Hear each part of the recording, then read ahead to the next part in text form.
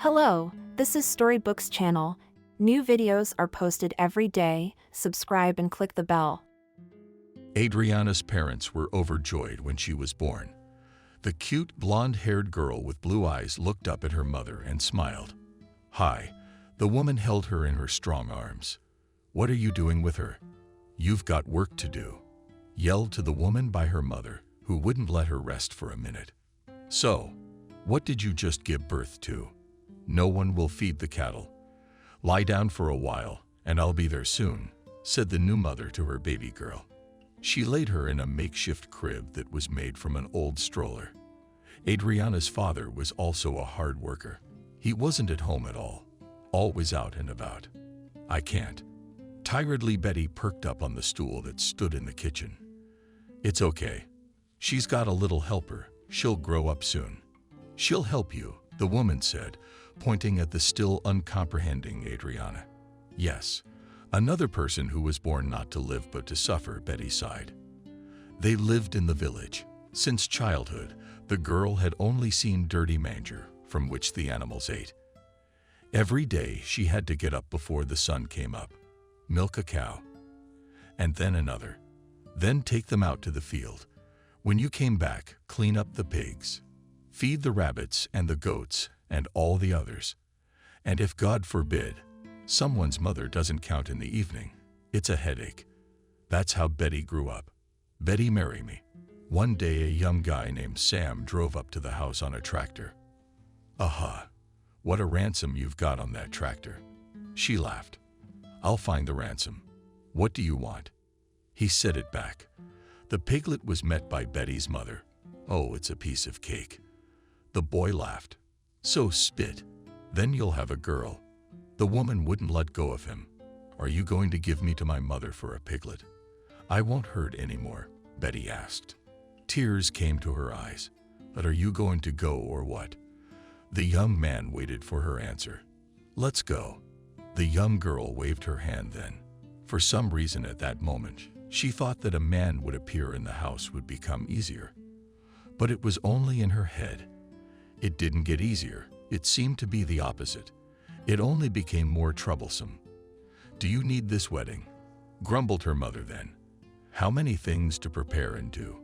Why should I be left without a party?" Betty was teaching horses then. "I'll see you tomorrow." After that feast, the woman knew that even if there was a war, the animals would have to be fed. "Why didn't I ever get up after the feast? I couldn't sleep at all. And at first light I'm already there." The cow is in shock. The girl resented her mother constantly because she did not appreciate and did not love her. That's how family life began. She cooks in the morning knee-deep in manure, and in the evening again with the cattle. And in summer she never got out of the vegetable garden. First she plants, then she starts to plunge and weed, and then it's time to dig.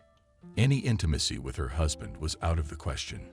When it was time to sleep, she just fell on the bed and fell asleep. "Betty, when my granddaughter will give birth to me?" her mother asked. "When the time is right, then I will give birth." "You don't give me a break.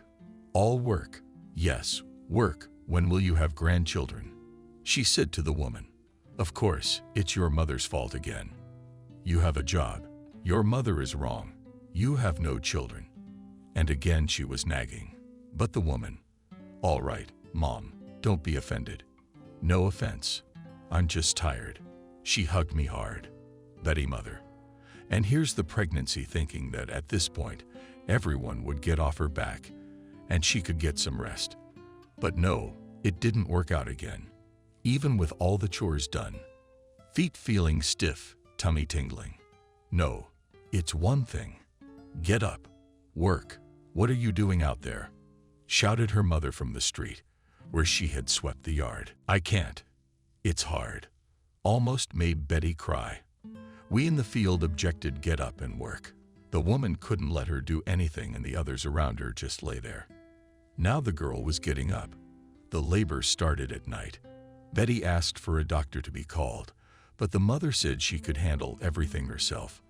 Now the daughter was lying down and looking around. She didn't know what lay ahead of her. Betty looked at her little girl. She wished her happiness and nothing else. "Betty, why are you sitting there?" "I think it's your mother who's dead." Sam came into the house. "Don't you get it? Wife, go to the henhouse and look for your mother-in-law." He gestured. Betty was scared. What if her husband was telling the truth? She opened the coop door. Mom was lying in some strange position. The woman was either kneeling or bent over, but her head was on the ground. Mom touched her Betty, and she just fell to the side. "Sam." The woman called out then. Tears sprang from her eyes. "She's dead." The husband came running. Together, they carried the woman to another place. They had to prepare everything for the funeral. The neighbors, of course, helped. No one passed by in such distress. Everyone gathered, gave Betty advice on how and what was best to do. At the cemetery, everyone stood for a long time. The whole village knew the woman as a good and working woman. No one had ever said a bad word about her in her life. "Thank you." She thanked her neighbors and Betty's mother's friends. "What are we going to die for?" "You're coming to help too, aren't you?" "You are." "Sure. How could I not?" Betty cried again, even though she'd thought different things about her mother when she was alive. But now that she was gone, she realized what a valuable person she was in her destiny. "What will we do without her?" I read Betty. "Did your husband ever nag you? He's tired of his wife moaning. I have to take care of the cattle and the garden. I can't do it alone." She wasn't crying anymore. She was just talking. "What do you need me for?" Husband frowned. "I didn't believe in him." The wife didn't believe in him at all. "I've never once seen you get up and go milk a cow," she said. "Examples. Here's another cow I'm taking to the pigsty. Oh, let me feed it." The husband was indignant. He realized he was wrong. "Let's sell everything and buy an apartment in the city." Suddenly, the wife calmed down. She looked at him with big eyes. "Why are you so full of hogwash? What city? What are we going to do there?" He twisted his finger at his temple. "Are we going to get a job there?" Betty was dreaming with no education and no experience. "You'll be a Belarusian there. Wait and be happy." He said it all backwards. Sam. He couldn't sit with his wife anymore. Said he went to work and left the house. "Finally, no one's harassing me. I can lie down for a while," she said to Adriana. And she was lying there, looking at her mom, and still didn't understand anything. "I'll never be like your grandmother. If you want to do something, please, it's your life, your choice," Betty told her daughter, but she wasn't allowed to lie down for long. The animals started reminding her in different voices that they were hungry too. Now Betty got up and reluctantly went to the yard, and there were heavy buckets, sacks, and other things again. Adriana grew up a bright girl. She learned early to read, write, and recite. There was no one to teach her. The kindergarten was on the other side of the village.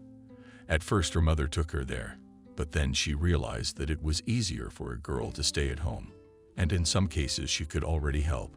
The little girl gave her mother a broom under the floor, and she herself went to work in the pigsty. Adriana thought it was a game. She did everything her mother asked her to do. "My little one, you help with the dishes." Her mother would fill the basin with water. Adriana just splashed it around like that. She grew up running around with the other kids outside. You don't think about anything at that age. "Adriana, come home." Betty realized she was turning into her mother, and she didn't want to be. She worked all day long. Her hands were like nothing else. They were as rough as a man's. "Adriana, it's time to go to school." Daddy went to town, bought her some pens and pencils. The girl was so excited about it all. She couldn't wait to be at the desk. Studying wasn't easy. Some things the girl just didn't understand. There was no one to explain. The older boys and their parents went to the city. From there, they brought back different magazines. Adriana looked at the beautiful girls in the pictures and dreamed that her life would be exactly the same. She would grow up, go to the city to study, find a rich fiancé, and leave this village forever. and something spilled. Can't you help your mother sometimes? No, you can't. Feet to the ceiling. They don't want to do anything. Betty asked her when Adriana was in high school. Mom, leave me alone. I'm not gonna do anything. I used to help when I didn't realize it. Now I just don't want to. Her daughter answered her. What do you mean, I won't? Who will? You eat, you drink. Where do I get it all? There was a woman standing over her. I don't know. You can buy everything now. Go to the store. You can get eggs, meat, potatoes, curling her fingers. Enumerated and then waved away Adriana. Ah, I'll show you how to buy. You'll go to the vegetable garden now and feel it all. Her mother swung a towel at her. What are you doing? She jumped up from the couch. A girl. So they could run around the room for a while. Adriana didn't do well in school. She thought she'd finish school and then she'd see what she could do next. She kept looking at beautiful pictures, which she liked so much since childhood. The girl dreamed a lot, and she didn't know what she wanted to be. Just rich, happy, and perhaps to live far away from here. Adriana, let's go to the disco. The girls came in after her. Now she was finishing expanding. The girl, she was prominent blonde hair, big blue eyes, legs, as they say, from the years. Except she didn't have any outfits or jewelry. But she wasn't desperate. She did it all by herself on magazines, learned to sew, remade herself from the old things of her grandmother and mother, dresses, shirts. And today she wore a new outfit she'd just finished yesterday. And where do you get it all from? Her friends wondered. There is no more, she told them in response and laughed. Her mother only sighed, and she realized that she had been like that herself. Why don't we even have a computer at home? Adriana asked her mother, even smirking. We don't have a lot of things. We need money for everything. So we have to earn it. Adriana said smugly. You, like Betty, looked at your daughter with tired eyes. Why is that a problem? The girl wondered then. It isn't for you. The woman was amused. Wait, we have chickens, goats, cows, pigs. And that's all money. Curl your fingers. Adriana. Oh, really? Who needs it? Your milk? If everyone here has so much of it, it's a shame a mother can't even be understood by her own daughter. Let me go to the highway and sell it all every day, the girl suggested to her. The woman agreed well then. She herself once wanted to earn money like that, but it didn't work out. Now, while school was on vacation, Adriana got up with the rooster. She would pack a huge bag and ride her bike to the highway. There were lots of cars. They stopped, but almost all of them were asking for something ready to go. The girl realized that it was useless to stand here with meat. Milk and eggs were taken, but no meat. Mom, let's make some meat. Let's make some cheburek, and piroshki can be made of cabbage and potatoes, she suggested to the woman. Betty thought about it. Why do drivers who have gone somewhere far away need to buy raw meat or eggs when they just want a snack? And here stood a young girl with pies. Here you go, cheap and surly. I realized that my daughter was talking, so I agreed with her. Well, daughter, I didn't even think you had such an entrepreneurial spirit. You know how to do everything yourself. Do it. The woman led her. Betty was willing to help. Then what good is Adriana if all she does is sell? Any fool can do that. And you go for eggs, forget meat, mushrooms, potatoes, cabbage. Then you'll be in business for sure. The girl herself didn't realize how she got involved in all this. Adriana was getting up even earlier now. She had a lot to do. She has to bring in the dough, stuffing, cooking, and then wait for everything to take place and get ready. She'd arrive at the track with bags full of pies with different fillings. Everything was sold out in a matter of hours. I couldn't be happier. Thank you. It's delicious. She already had regular customers who often traveled here for work or just for business. The girl was interested in bookkeeping. She had to keep a tally. How much is minus? How much is plus? So she learned the basics from some old books from the library and with the help of the cashier Baba Olai, she realized that the cost of her pies, especially with cabbage, potatoes, and eggs, was a penny. But the profit was tangible. Adriana began to save. She opened a special deposit in the bank, where she transferred all the money. She had almost no expenses, just flour, sugar, and salt. It wasn't much. "Mom, this is your half, this is mine." She gave the woman the money. What a daughter. Why didn't you say something before? Betty realized that now money was starting to appear in their family. The woman wasn't going anywhere. She'd put it in a box so she could just get it out when she needed it. "And you said you didn't have it, and you couldn't earn it," Adriana replied in a businesslike manner. She was flattered that she was still in school and already earning money for the house. Finally, her mom started to praise her. "All quiet, study if you like." The woman left. She was really happy that her daughter was doing something. The girl was so much into her work that she had no time for anything else. The bookkeeping took her like a whirlwind. All those bills, kids, bad loans. Just keep up with the communications, the balance sheet. Now she didn't know what she wanted to do more. School was ahead of her. But Adriana didn't want to go back, because she was already independent. Why teach her anything else? "Have you forgotten that you have a ruler on your nose?" Mom asked. They wanted to go to the city to buy some upgrades for September 1. But Adriana was busy, so Betty didn't bother her. "No, arranging for a neighbor to drive to the track for me," Adriana replied. She was so reluctant to leave her lucrative business. "Okay, I'll stay out of your business." Mom was leaving again. She didn't make her daughter do anything at all now, because she realized it was hard enough as it was. She gets up when it's still dark and starts fiddling with her dough. What can I say? Good for her. Bringing money into the house. Betty will do it herself somehow. The neighbor's name was Sofia. She lived alone. She was in her 30s. I don't know what she did for a living, but she didn't work. That's why Adriana decided to go to her. She was ready to do everything herself, and all she wanted to do was take it to her and make it happen. "Sofia, hi." Adriana came to her. She knew the girl, but now for some reason she was worried. "Come in," she called her. That neighbor liked to have visitors, old or young. She was always alone, and this was some kind of entertainment. The girl came in. She told the neighbor she liked the idea, and according to Adriana's calculations, Sofia would make a decent income. She agreed.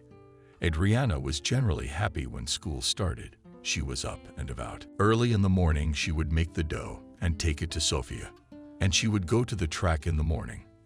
And things were going well. Like today, Adriana came to her neighbor, and they counted together how much they had sold and what they had earned from it. That's great. There are a lot of customers who like different hotcakes. She put the proceeds on the table for her. The bills were of various denominations, but Adriana never missed a single one. 2i part gave Adriana's honestly earned Sofia money. She realized that if she didn't share, then nothing at all in life would work out.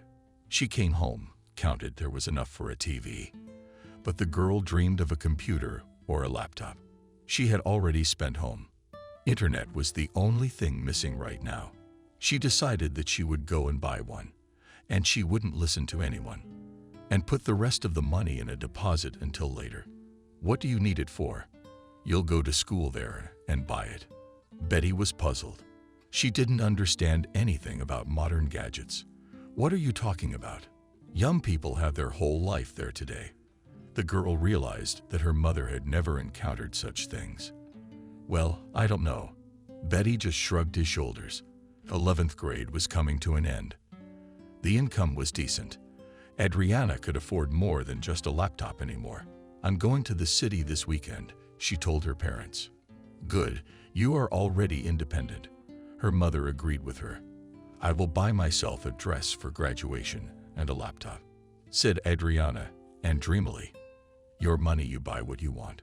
Her mom didn't understand why she would spend money on an unnecessary item. Adriana waited for this day. She was not often in the city, and went there only once a year with her parents, and that was when she needed to buy something. The rest of the time she was in the village. But it all went. She kissed Betty and left the house. And life was very different in the city, even though it was small. Adriana went shopping, looking at the dresses there, the shoes. She liked everything so much. She realized that she couldn't buy it just because she had nowhere to wear it. "Could you show me this dress?" she asked the counselor. Yeah, now she was surprised. I mean, it was at the very end. They thought they wouldn't sell it to anyone. Oh, it's beautiful. In Adriana's eyes, it was that it was bright, lush. What do you think? The girl seller looked at her very well. That's it. I'm taking it. She didn't even bother to look at the other dresses. Great choice. They'll probably give me a bonus for selling it. The consultant thought to herself. Thank you. A happy Adriana walked out of the store. After that, she went to the hardware store, where she spent a long time choosing something.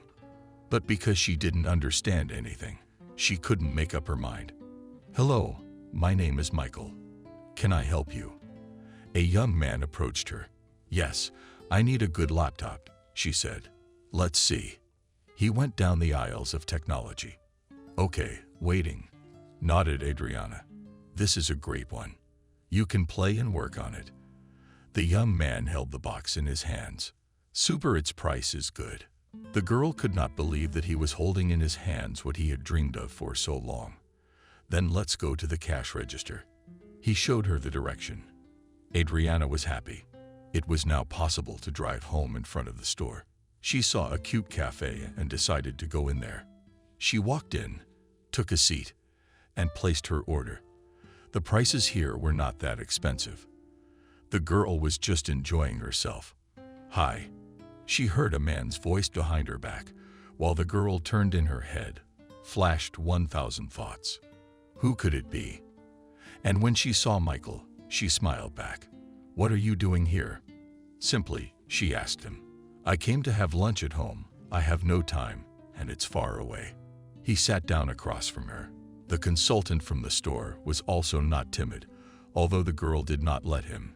He still took a seat at her table. "Do you mind?" He suddenly came to his senses when he had already ordered. "Why are you laughing? It's more fun then." The girl did not think that so soon she would have new acquaintances in the city. "I'm Michael, you already know.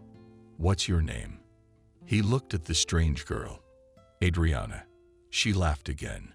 "Nice to meet you. Did you come from somewhere?" he asked, because she looked a little different from the way city people dressed.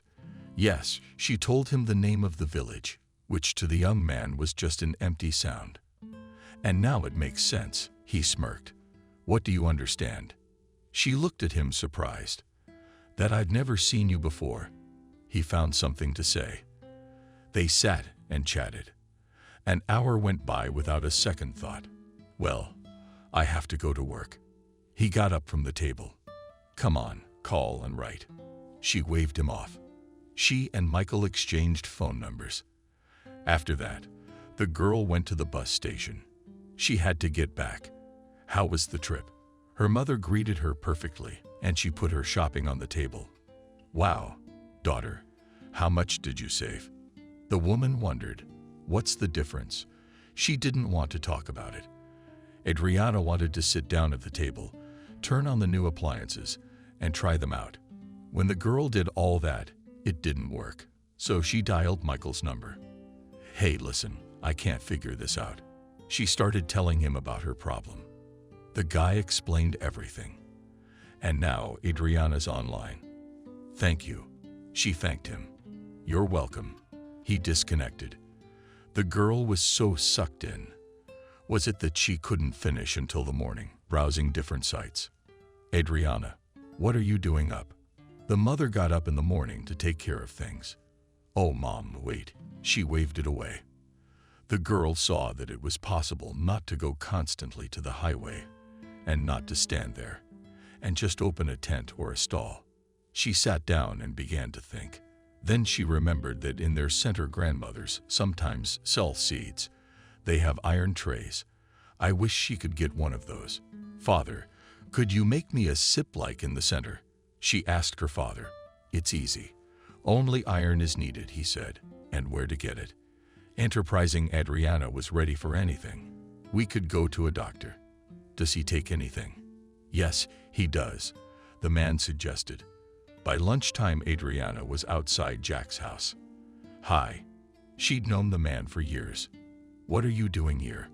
He was surprised. Usually different men with iron came to him. Mitya, help.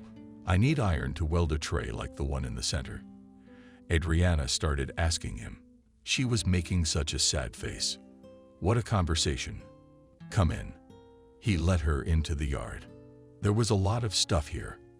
Adriana didn't understand much of it, and Jack couldn't tell her. He was just a receiver, not an expert. So the girl ran after her father. He immediately found 4 long sticks of iron. Then some other little things. Adriana didn't understand what would come of it, but the parents seemed to know everything. Can I help you? The daughter asked him. How can you help me? The man laughed. The girl saw that in his spare time he was pounding something with a sledgehammer and dumping with a machine. A week later in the vegetable garden stood such a tray, as if it was brought from the factory yesterday. Now we will install it, and then we can insulate it, promised her father.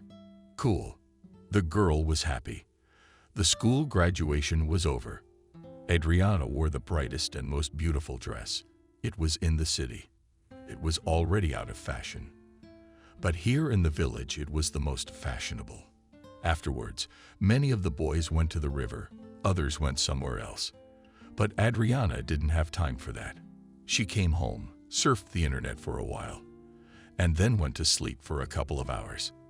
Together with her father on the tractor, they brought the new equipment to the track, put it in a place that would not disturb the drivers.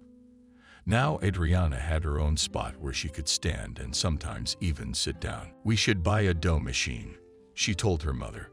Do whatever you want. It's your business. The woman laughed. Michael, hi. She called her friend in town. Oh, how are you? He was happy to hear from her. Hey, do you guys sell dough machines? She asked him. Sure. He was willing to help. Can I ask you something? She said sweetly. Try. He didn't mind her requests.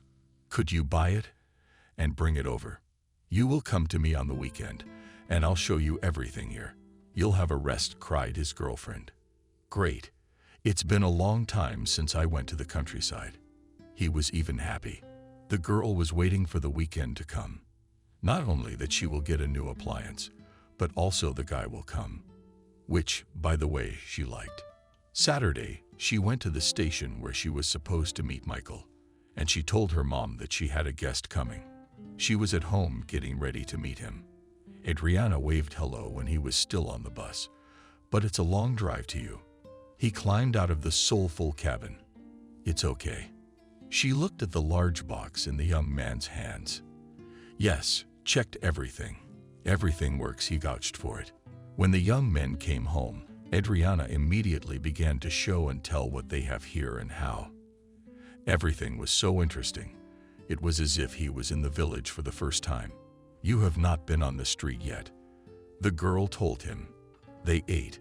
Then Adriana took him to see the local sights. Man, you are lucky to live in such a place. The boy admired the nature. Yeah, all you city people want to go to the countryside, but you only spend a few days here. You know how hard life in the countryside is. It's like Adriana was complaining. Can I come next weekend? Michael asked her. Why not? She looked embarrassed. For the first time in their acquaintance, the couple walked around all day. And in the evening, tired, they returned home. Did you like it? Adriana asked him. Very much. He was telling the truth. What was the best part? Adriana was curious about everything. You. He took his eyes aside. Are you kidding? She blushed again. No, why would I do that? Michael was looking at Adriana now. When did you realize it? They were sitting in her room on the bed. There in the city, when I first saw you, I thought you had fallen from the moon. He began to tell the girl the truth. And then what changed? That wasn't very nice to hear. I don't know. You're so open, so pure. He couldn't find the words. He was embarrassed. She wanted to get up, but the guy took her hand and pulled her to him. Adriana. His face was so close she was trembling. Can I kiss you? Michael asked. Try. She closed her eyes. It was the first kiss in a girl's life. It turned out to be very pleasant. She opened her eyes and looked at the young man. Will you go out with me? He asked. Yes, she wanted to nod, but didn't have time to do so. The boy's lips connected with hers again. Children, come to the table, her mother shouted. Now Adriana felt like her face was on fire and her mother was about to notice what they were doing here. Let's go. Michael lifted her out of her seat. Aha. She stood up, walked over to the mirror. Nothing about her appearance had changed. After dinner, the young people secluded themselves in the room again. Are you sleepy? Adriana asked Michael. Not really, he said. Maybe we'll go for another walk. If during the day the girl was in a fighting mood, she wanted to show and tell her boyfriend everything. Now it was romance. Let's go. There was nothing to do anyway. They left the yard and went straight to the river. Michael was holding her hand. It was so nice. By the river they sat and kissed. A spectrum of new sensations opened up for Adriana today. Then they came home, and both of them went to bed at night. The girl felt the young man hugging her. It was unusual, even when she had to get up to start the dough. She didn't want to disturb him. It was the first morning she'd slept in, as if she'd overslept.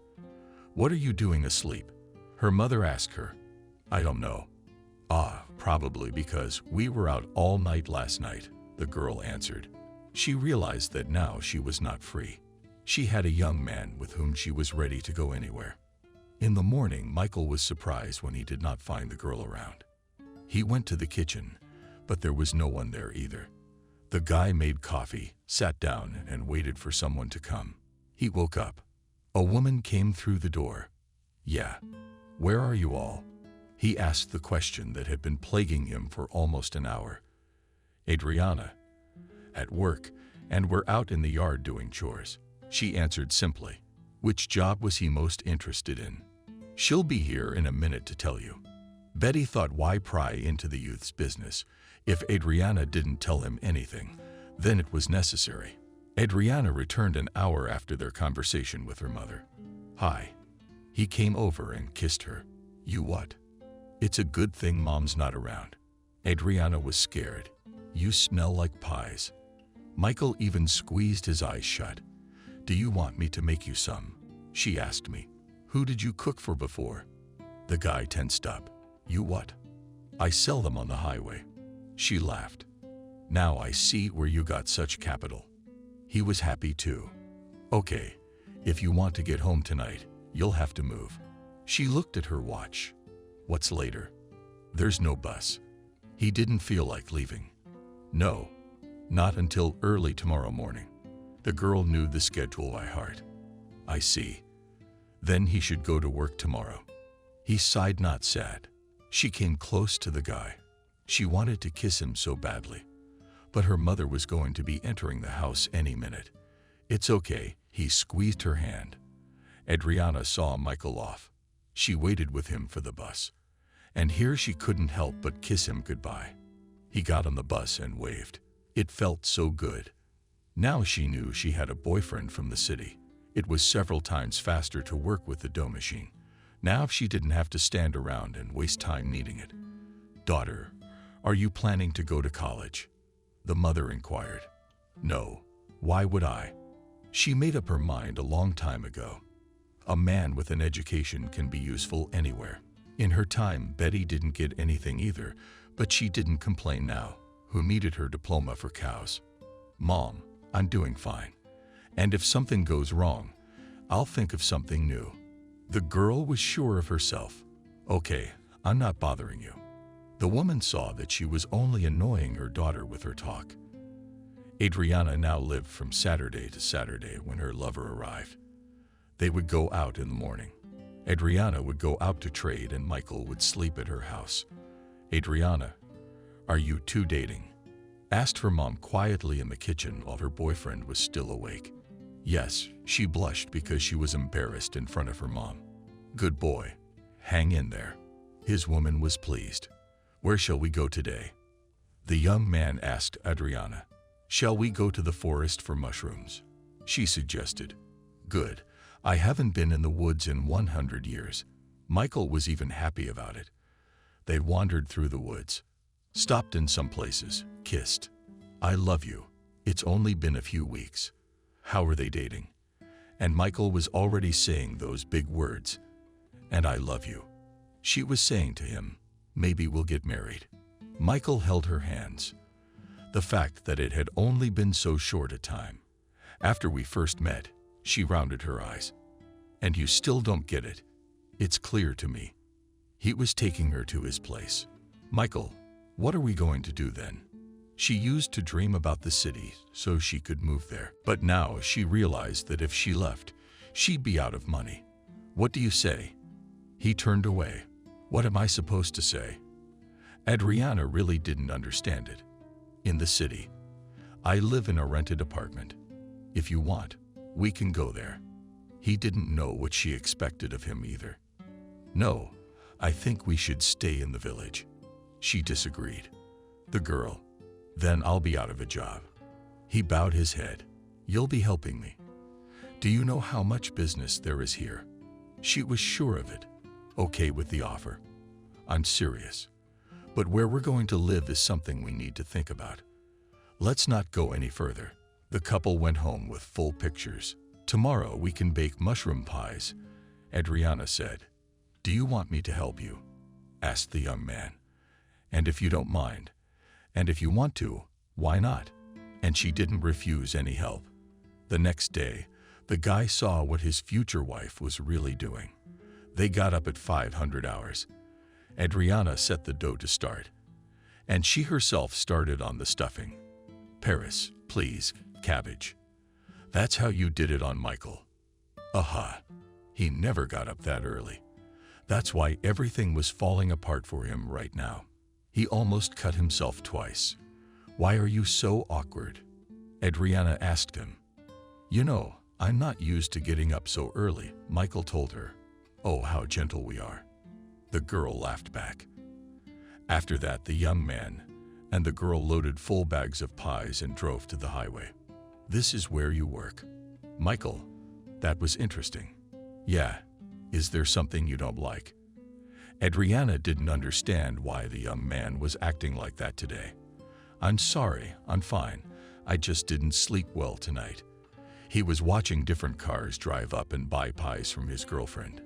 Do you want to try one yourself? Adriana suggested that he start selling them himself. No, what are you doing? I'm not gonna make it. For some reason, that's what he thought. Well, maybe you could at least try. She wouldn't calm down. Adriana, stop it. Even though it was his thing, he was embarrassed. You know, Michael, money can't smell. Adriana turned away. It was like she was offended by him. What's wrong with you? What are we going to fight over nothing? He went over to the girl and hugged her. You don't understand. This is my job. I take it very seriously. Adriana already regretted that she decided to show him everything today. Okay, I have the exact same job. I'm sorry I didn't get it. That's it. No more pies. She showed him the empty bags. Great. Home, then. Michael didn't understand why he had said all those things to the girl. They drove home. Adriana laid out on the table the money they had earned today. Michael looked at it all and saw that it was more than he could earn in a week. Wow, he whistled. What did you want? I wouldn't just do this for nothing. Adriana looked at her young man and she was happy. Whatever was he saying? The young man had to leave again. He didn't want to break up, but no one had canceled his work in the city. And again, they stood at the bus station, hugging, kissing. Will you write when you arrive? Adriana asked him. I will. He held her tightly against him once more. Michael worked for a week, and so did Adriana. They missed each other, but neither of them could decide where they would be better off. The girl insisted on the countryside, while the young man didn't want to leave the city. What does Michael say?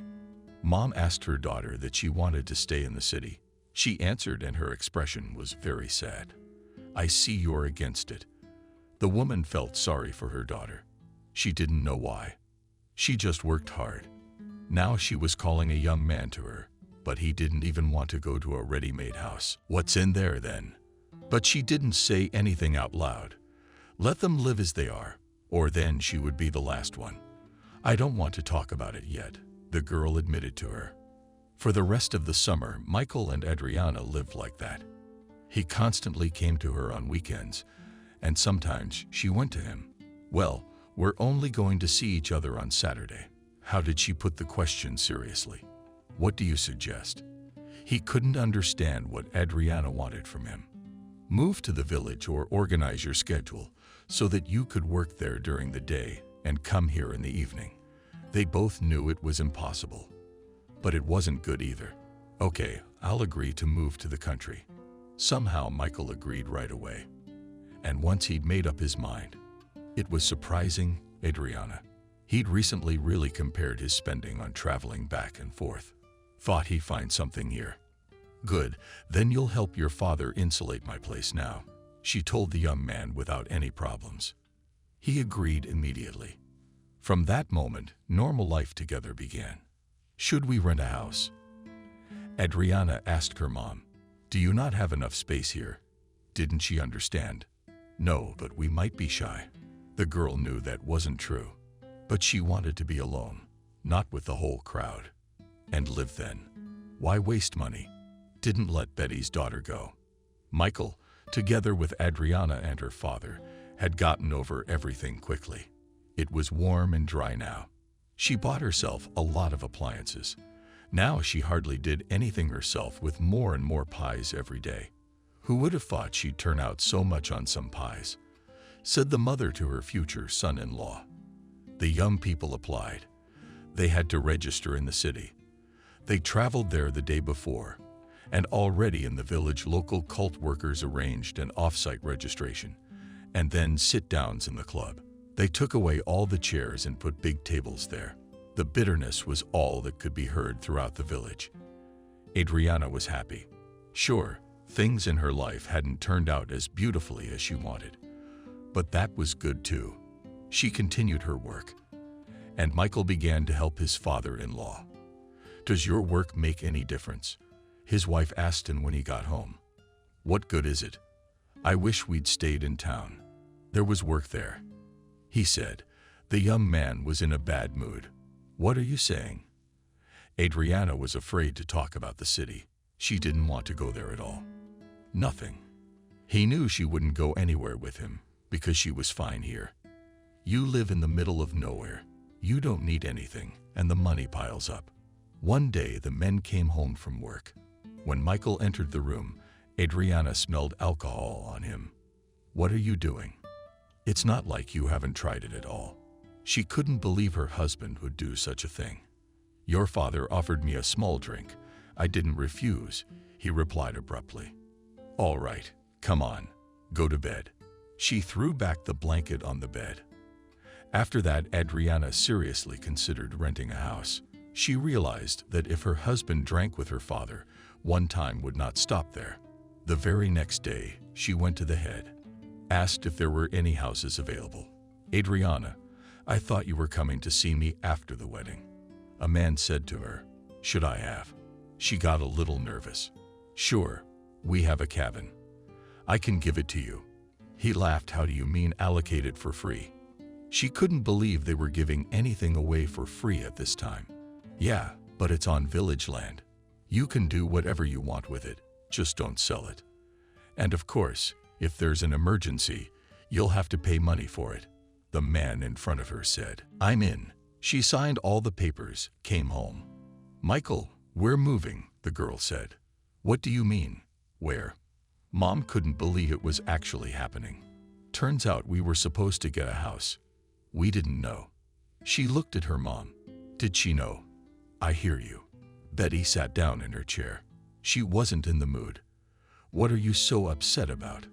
I didn't go to the city. I went next door. Adriana was sure that things would get better for them now. The things that weren't much loaded into the tractor cart, and they were able to move everything in one go. The cabin was small. It was cozy inside. The room and kitchen Adriana and her mom had already had here. They cleaned everything, hung it up, and arranged the curtains. "How do you like our house?" Adriana asked her husband. "It's fine." Michael hadn't been himself lately. "Listen, we have a lot of men who go on shift. Maybe you could get a job there." She gave him an idea. "Why, I don't mind. And the money's good. And you don't have to worry about it." He's kind of excited about it. "Then go to the breakfast bear, who lives next door to your mother. I'll check with him." Adriana. It was hurtful to hear the words eyesore. Well, he put his arm around his wife, and they went to bed. The first night was uneasy. The neighbor's dog barked so much that no sleep came. But fatigue took its toll, and Adriana and her husband fell asleep. "But I've made the arrangements. I'll send the documents tomorrow." And a month later, Michael spoke joyfully. "You say that as if you're fed up with me." She looked at him resentfully. "It's just that I'm tired of sitting around doing nothing. That's why I was excited about new prospects." He kissed his wife. "Good, if that's the case." She looked up at him, her eyes slightly moist with tears. "Michael will be leaving now. Move back in." "What are you going to do there?" Betty said to her daughter. "No, I'm comfortable. No one bothers me." And I didn't agree with her either. Adriana. "Well, live alone." The mother said angrily. "Why are you taking the fence again?" Her daughter came over and hugged her. "It's okay." At that moment, the father entered the house, who was out with his friends again. "Daddy." And again the daughter looked at him. And he didn't say anything and went to the couch. "How am I supposed to be alone here? No one to help me at all." Betty started wailing. "I don't get it. Adriana, you used to be the go-to guy. And now you can't wait." Betty cried. Adriana came home. Michael had set the table. She stood there looking at all this beauty. "Did I forget that today is a holiday?" she asked him. "No, I just thought I'd glorify it by going away," he said cheerfully. "I feel like I'm seeing off the bride's son." Adriana sat down on a chair. Something was beginning to displease Michael again. How was she reacting to the fact that he was just excited about his new job? That evening they sat well at the table, discussed everything, and even imagined when Michael would bring the first paycheck, where they would spend it. "I'd like a vacation somewhere," she said. "I wouldn't say no to that either." He took her hand. "Then we'll have to get the passports." Her eyes were already wide open, as if this wasn't going to happen anytime soon, but tomorrow. "I think we'll have to save up a little and then we'll go," her husband told her. According to Adriana, it was good. Michael had left. Now he wouldn't be home for a month. Adriana had no time to be bored. She decided she was going to make her turkey place into some sort of diner. Now there were not only pies, but tea and coffee. Drivers could drive up, buy, and then enjoy a rotting beverage and a tasty pie in the parking lot. "Did you wait so long outside the house for her?" Her mother decided to go out not just in the morning, but all day. She told me that she had bought a microwave and could heat right there. "I'm visiting." The woman's a little miffed. "Why don't you come in? Do you know where the keys are?" The daughter was surprised. "I don't know. I didn't dare without you." And only now mother and daughter entered the gate. It was beautiful at home. Adriana had been cooking all morning. The mother sat down at the table. She sighed. Something had happened, the daughter guessed. "Your father." She raised her eyes to Adriana. There was a small bruise under one of them. What had gotten into him? She didn't understand. "I don't know. Every day with her friends lately." Betty sighed again. "And how you put up with all this? I'd have kicked you out a long time ago." Adriana got up and put the kettle on the stove. "I can't. He's the boss," the woman reasoned. "Yes, he is." He only poured one name, and Adriana poured tea. They sat at the table with Mom some more. And then the woman got ready to go home. It would have stayed. The girl suggested it. No, I have my own house. Betty left the house.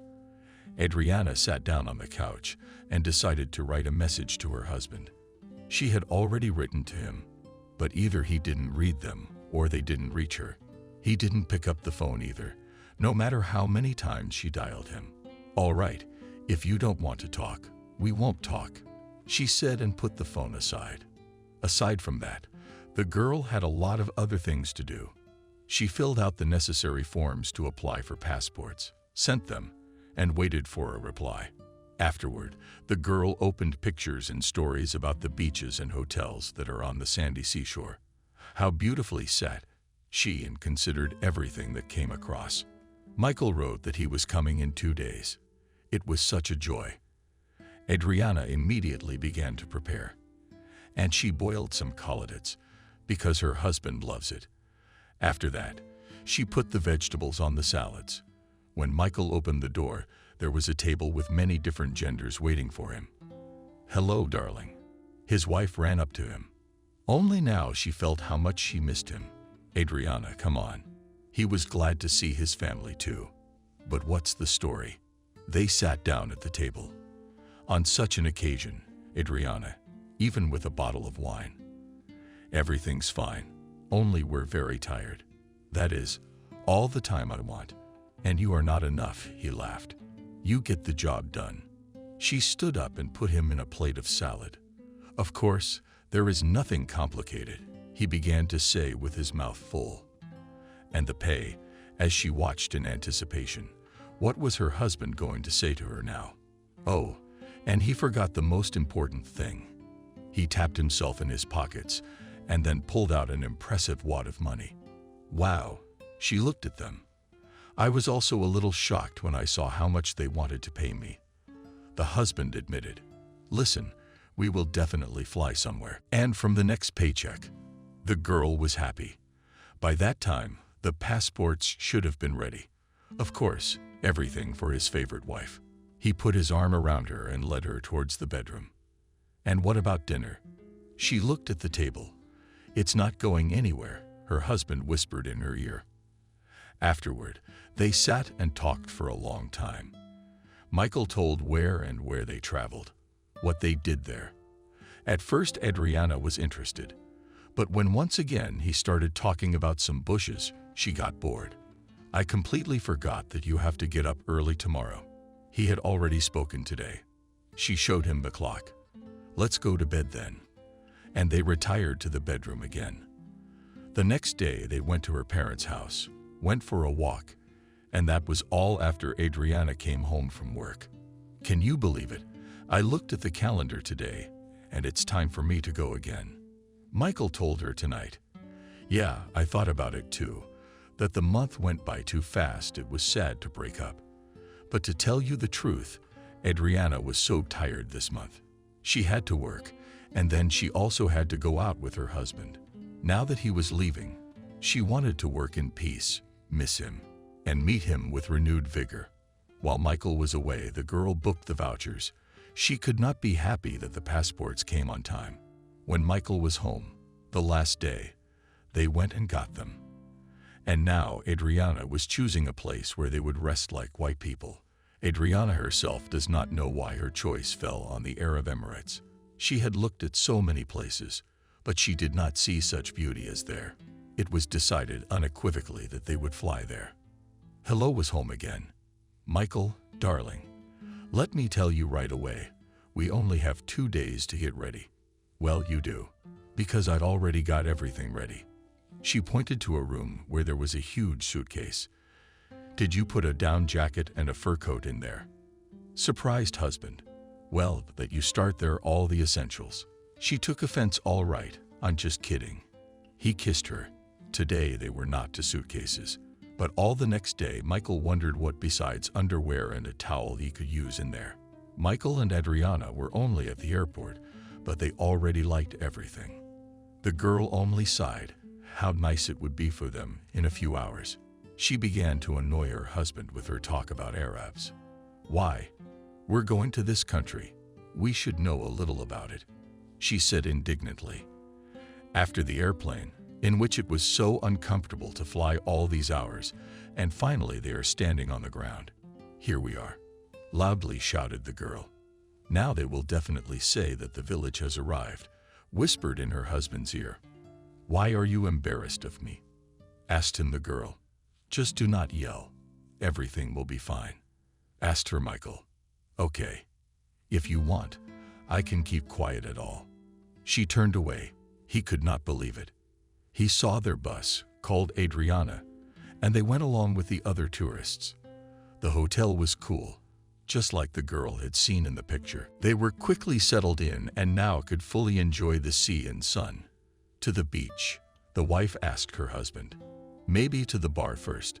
He looked at her. Okay, you go to the bar, and I'll go to the beach. She took a towel and left the room. Michael never showed up at the beach that day.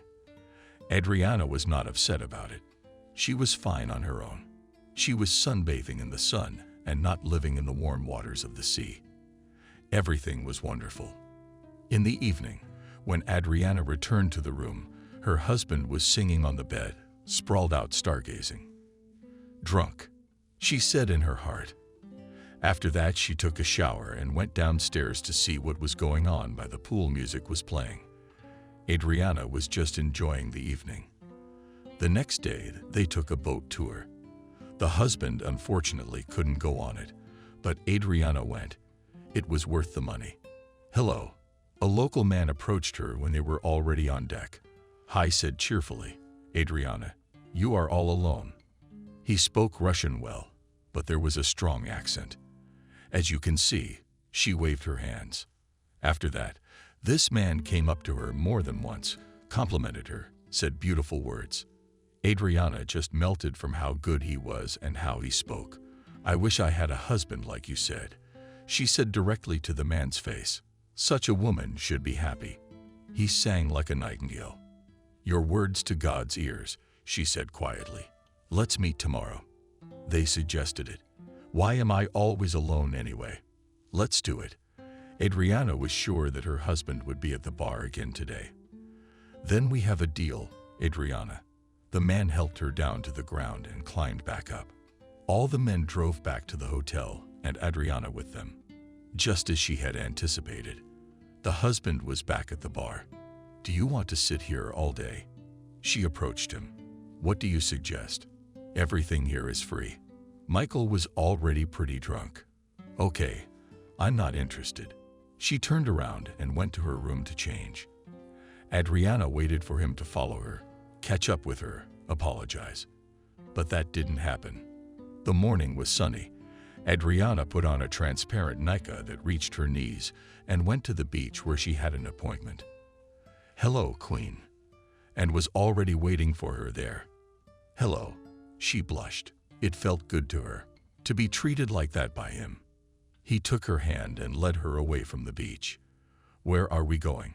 She asked. You'll see. He was still holding her hand. The girl felt such masculine strength coming from him. She could not believe that such men even existed. After a while, the red roofs showed themselves, but it was not quite clear what it was. It turned out to be a small cafe right on the beach. Fastened carpenters stood in the middle of the water above them. And there were those brightly colored roofs. Joe helped Adriana down. They settled down on the cushions. It was the Titanic and the coolness from the water. It's nice here, she told him. I wouldn't have brought you here otherwise, he said in a velvet voice. Let's order something, the girl asked him. And if you want, show me. He called for a waiter.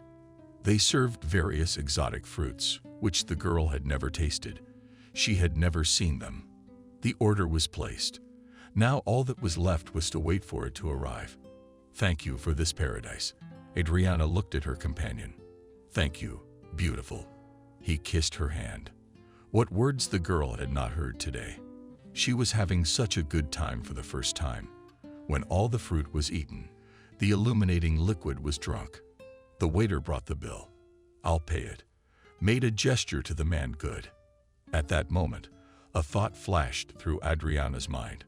What if he had told her to pay? and she had everything left in the room. After that, they walked along the edge of the sea some more, and the girl hurried home. She didn't see Joe again for the rest of the day, but she wanted to see him when they had to leave the next day. Adriana made up her mind. She took her money with her, put it in a small purse, put on a light dress, and went to where the yachts were parked. She realized she worked for one of them. "Hello, Joe." She saw him on one of the decks. "Oh, hi." Immediately, he went to meet her. "I'm flying out tomorrow, and I'd like to spend the evening with you in one exhale," she said. "Okay, only I have things to do for now." He pointed to where he had just been, and no way to put it off. She made a sad face. "If I put it off, they won't give me any money." He was being honest with her. That's how it seemed to the girl. "It's okay. If that's the problem I have." She opened her purse. "Then go ahead." And he spoke through his white teeth. Once again, he led her to an unusual place that was right there on the beach. Now it was some sort of bungalows with tables inside. "Where do you find such beautiful places?" asked Adriana. "I know how to please the queen." He gave a thumbs up. If he didn't order anything last time, he was on top of his game today. At one point, Adriana even thought she wouldn't have enough money to pay for it. "Why are you sad?" he asked. "She is so reluctant to leave here," she said honestly. "Hopefully, because of me." He smiled his beautiful smile again. "Maybe you had something to do with it too." She was embarrassed. Later it was over. Adriana had given away almost all the money she had with her. But today she didn't spare anything. Just as long as the handsome man would say nice words to her and be there for her. She returned to the hotel. Her husband was asleep. She didn't expect anything else from him. In the morning, they were put on a bus that took them to the airport. After landing, takeoff, landing, and now they were home again. "How'd you burn out?" Considering Betty's daughter. "Yeah, there's good sunshine." She pulled out the souvenirs she brought on the table. "What about Michael?" a woman asked. It was better not to ask.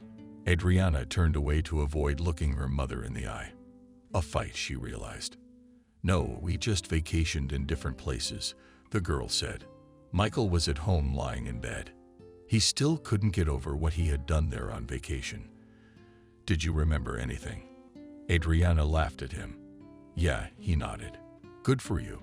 The girl thought that next time she would go there alone. Her husband had to pack for another shift again. Adriana saw him off and sat down at the computer. When they parted in the hall, he handed her a piece of paper on which his mail was written. 2 days after her arrival, Adriana wrote to him, but he did not reply. She tried again. Maybe she had written something wrong, and again he didn't answer her. Then the girl thought that since he worked there, he had a lot of people like her. Why write? Michael arrived once again. He was so tired it was scary to look at him. He'd never been like this before, she wondered. "Pour me a drink," Michael asked. Only now she realized that the fatigue was not from work, but from something else, which most likely the man was doing on the train after the shift, when they were going home. "Are you jamming all the way?" she asked her husband. "And that we after such a long shift cannot even relax." For the first time in a while he raised his voice at her.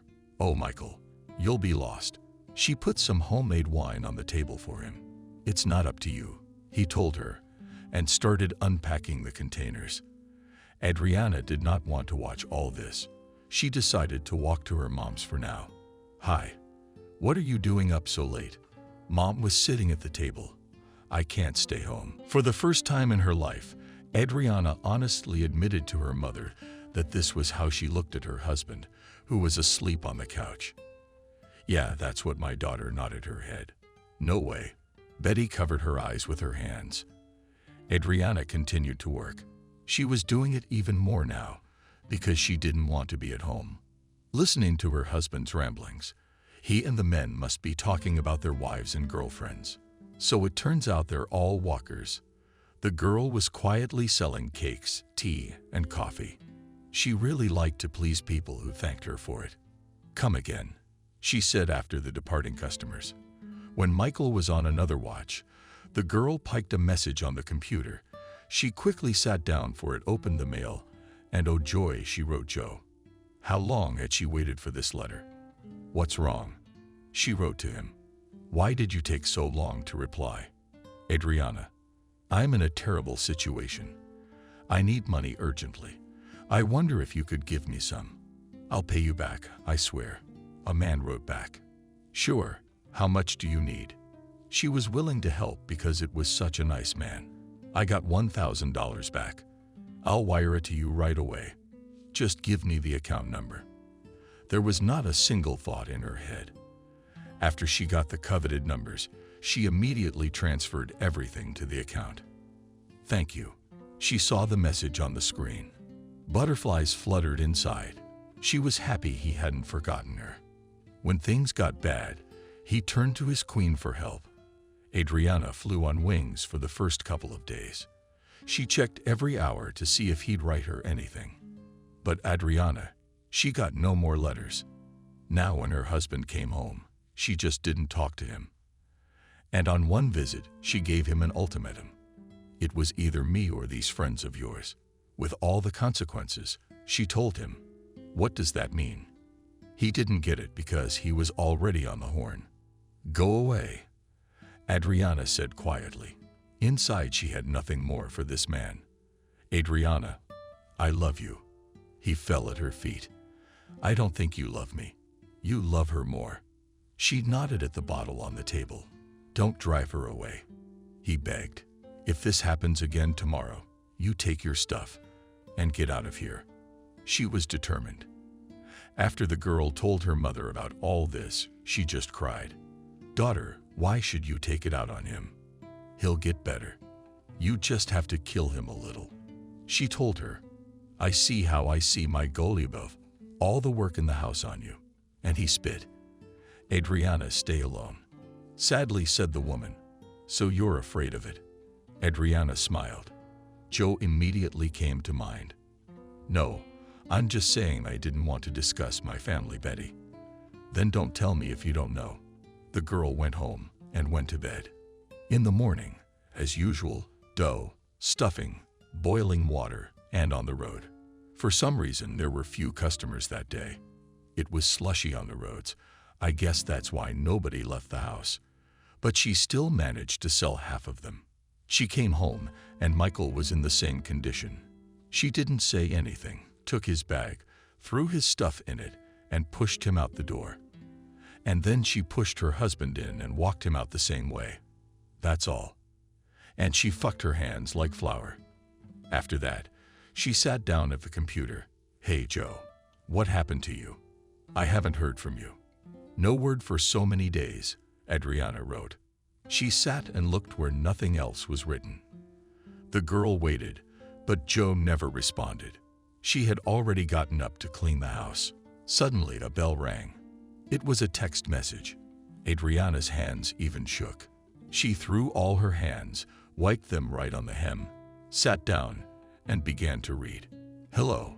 The one she had been waiting for so long was writing to her. You helped me a lot last time. I got out of it. I'm so happy for you that everything worked out so well.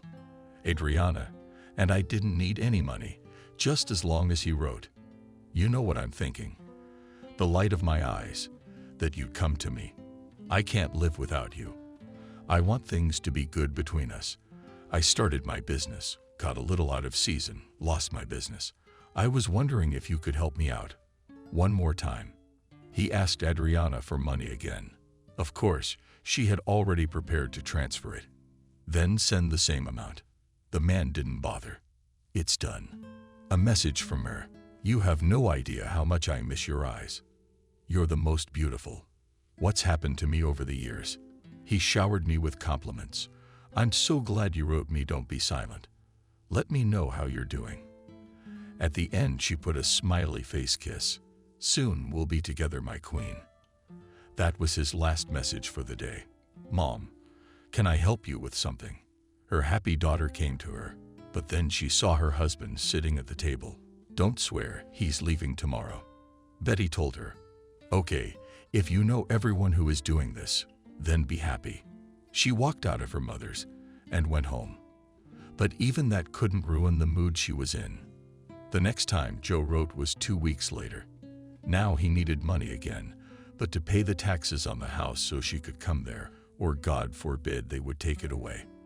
Once again, Adriana sent it to him. Her savings were running out very quickly. She realized that if he asked her a few more times, there would be nothing left at all. "I'll probably go to live in another country soon," Adriana said to her mom. "Why?" She didn't understand. "I will live and work there," calmly said the girl. "I don't understand you. To a city that's close by. You did not want to. And now you are flying to another country." The woman looked at her daughter with frightened eyes. "Do not worry, everything will be fine," said the girl. She came home. There was a message on the screen. Her heart rolled faster. Adriana realized that it was her beloved Joe writing to her, and it was really him. "Hi." He started off beautifully. As always, "Hello."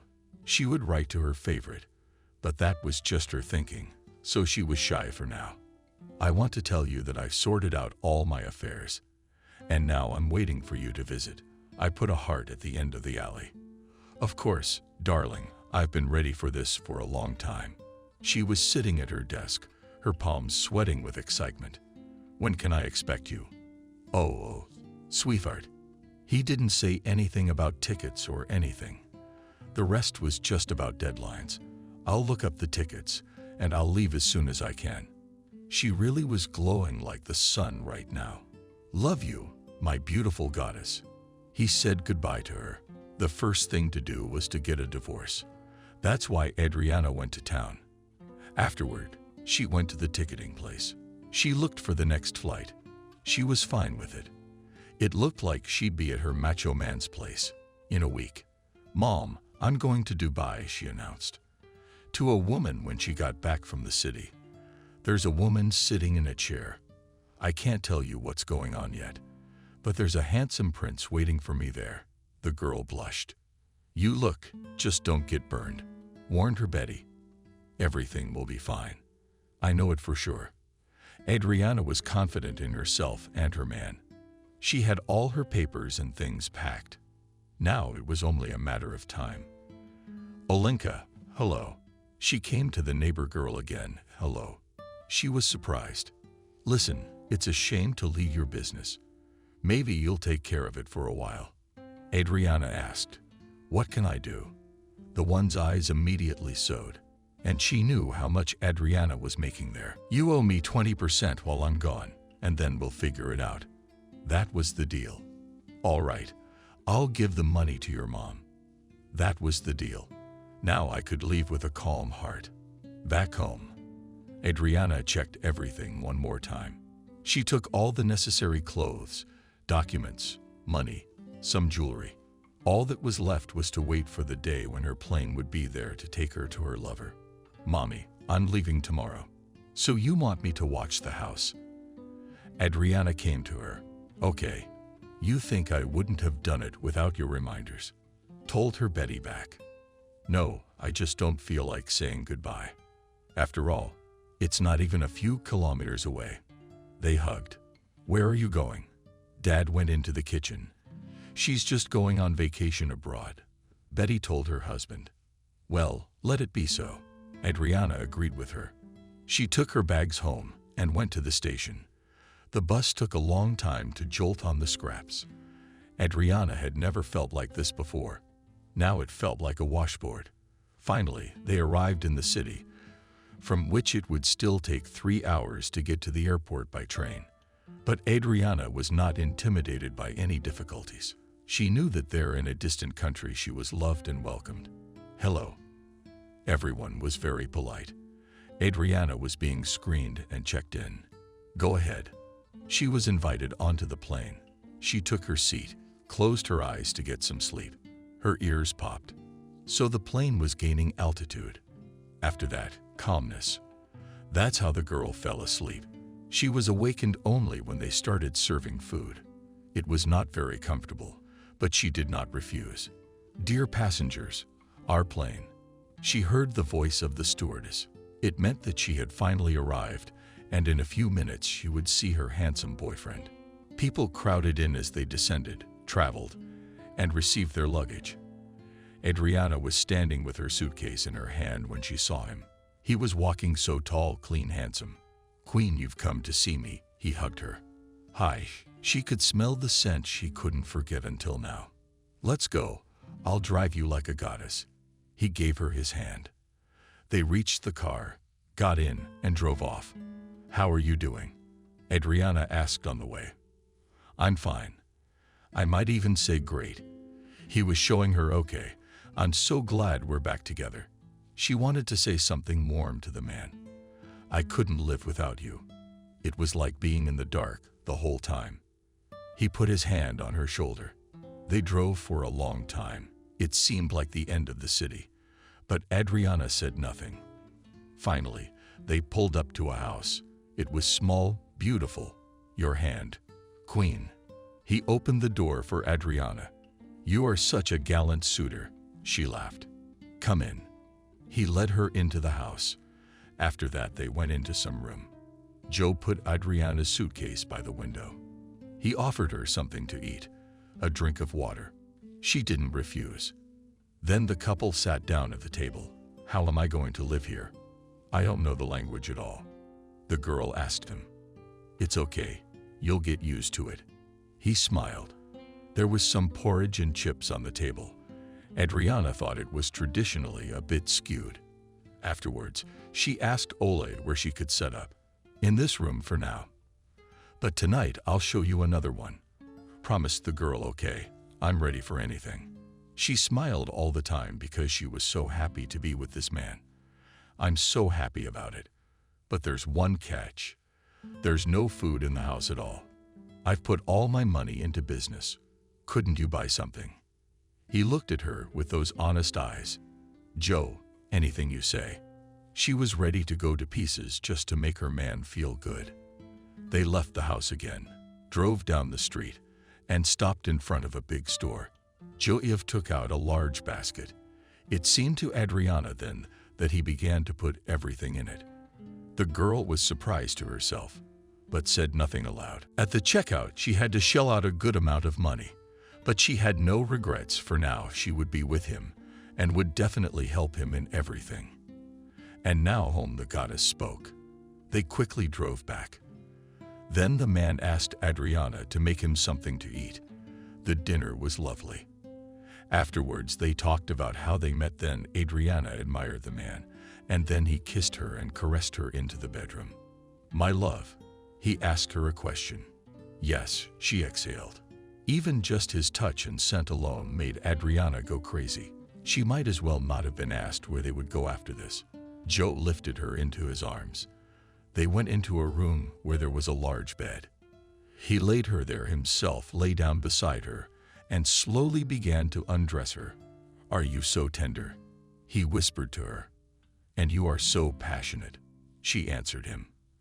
Adriana had no one but her husband, so she did not know what to expect from this man. "Goddess," he kissed her from heels to top of her head. "Or God," she echoed him. After the intimacy occurred, the man lay down next to her. At that moment, the light in the room turned on. A woman ran in who often said something, but not a single word was incomprehensible. "Who is it?" Adriana was frightened. Key's translator advised her. He himself lay very calmly. Adriana took the phone with trembling hands. She did not understand what was going on and why Joe was so calm. Finally, she found the function the man was talking about, selected the language and pressed turn on. "I am this man's wife, and if I call the police now, you're going to jail," screamed the woman. "What's going on again?" she asked Joe. "Give her your passport," also calmly said Joe. Adriana. "Why?" She didn't understand. "Otherwise, she will now call the authorities, and you will go to jail for a long time. In our country, you can't have sex with a married man." It was a wall of stone. Not a muscle in his face wavered. "I love you," Adriana cried. "I love you," Adriana cried. "And I love you. But it won't help you." He looked at the woman he called his wife, and then pointed to Adriana's purse on the suitcases. Aha, just said. She rushed to the things. DK revealed her passport, money, and jewelry. Everything was in her hands. I don't get it, screamed the guest. That's when Joe forcefully slapped her across the face. After that, it was all a blur. She was being dragged somewhere. She woke up from a pungent odor when she opened her eyes and sat on the floor. Turns out she was in some kind of basement. Joe, she screamed, but no one heard her. Help, cried Adriana. So she sat in that room for about 3 days. At one point, she just lost track of time. And then he came to her. Her God, she said, a few days ago. He shouted to her. Joe, what's going on? Why are you doing this to me? I've done so much for you. She started crying and crawled to him. Get away. He almost kicked her voice with his foot. The man's was no longer so gentle and velvet. He was angry. What do you want? She asked. Is there still money in the account? He asked.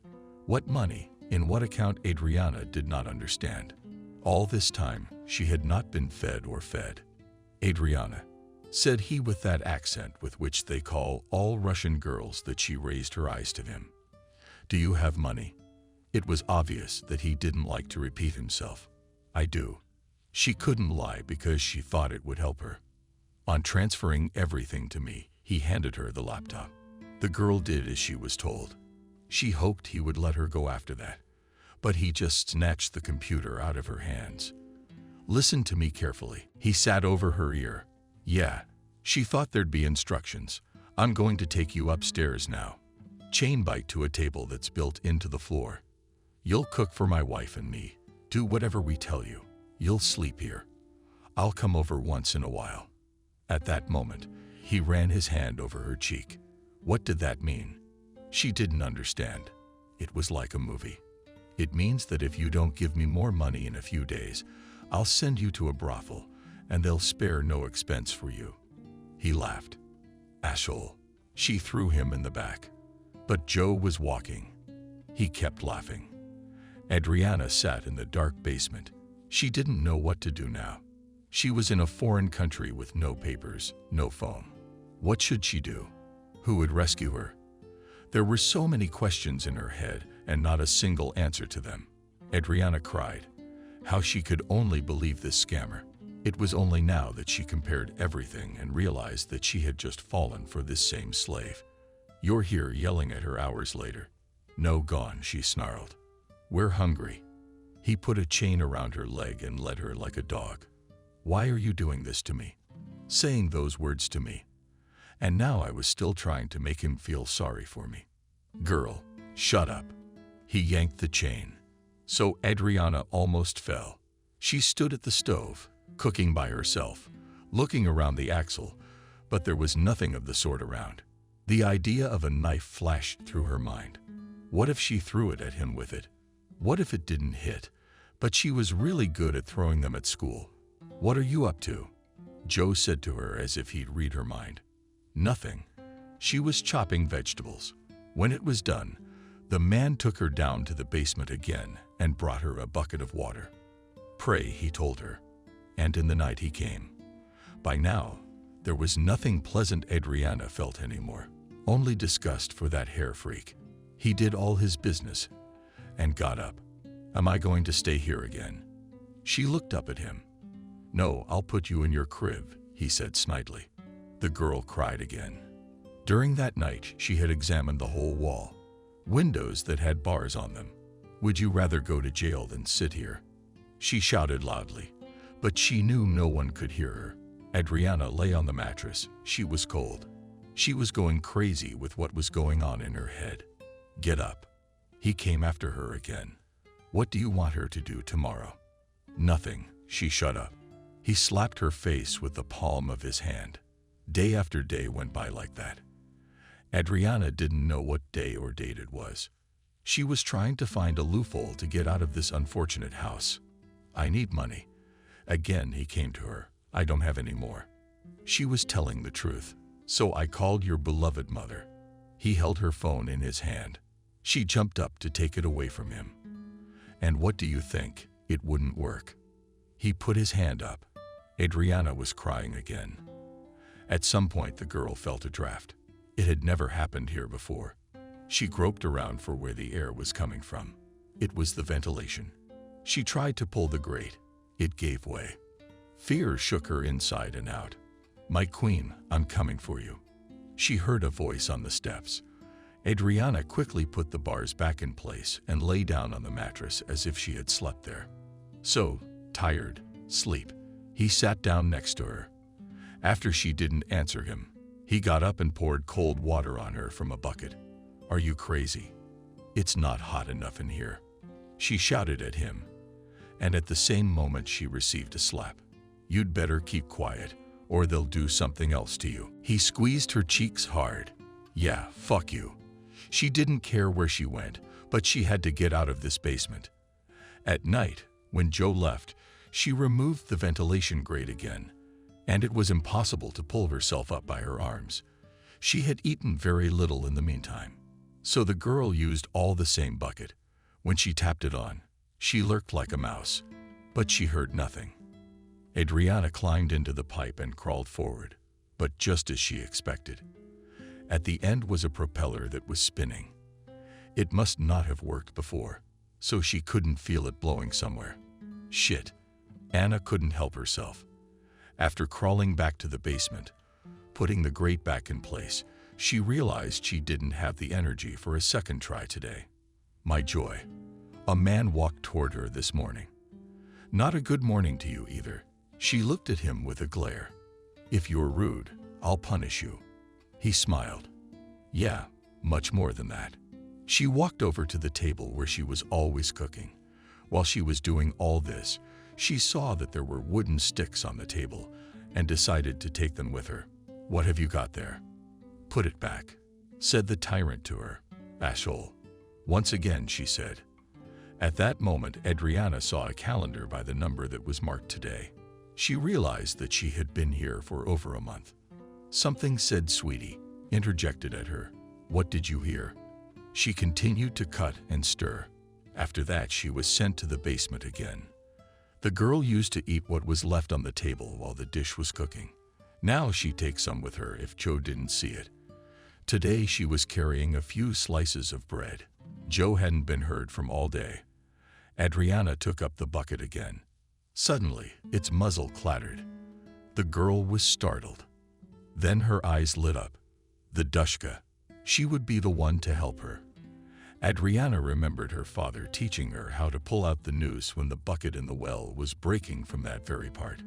"Thank you, Daddy," she said in a whisper and carefully removed the thin but sturdy iron.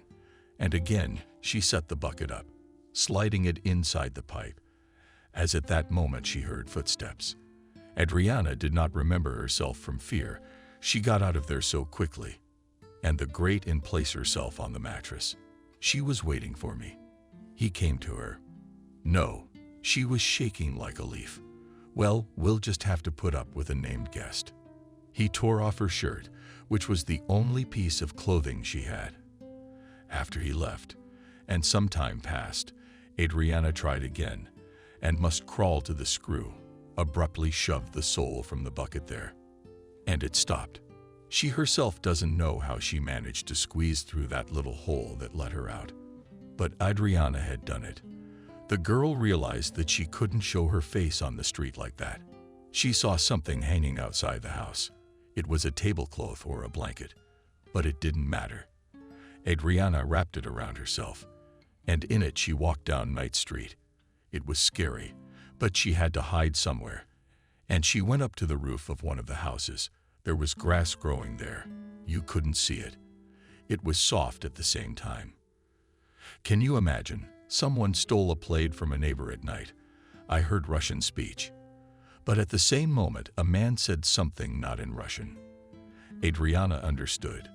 The woman was probably on the phone. What to do? What to do? She wanted to cry, but she couldn't relax. It was good that no one had noticed her here before nightfall. The girl realized that the grass on the roof was growing for a reason, some flowers tending the edges. She walked down to the sidewalk, determined to find some store to ask for something to eat. "Hey," she heard from the side of the house. Adriana got scared. I started to back away. A man approached her. He was dressed almost identically to her. "Hello, help me." She pleaded without shaking her head that she didn't understand anything. She tried to get away from him. She realized that this man was in rags for a reason. Maybe he's capturing his own kind and then turning them over to his masters. "Where are you taking me?" She was afraid to scream. He put his finger to his lips.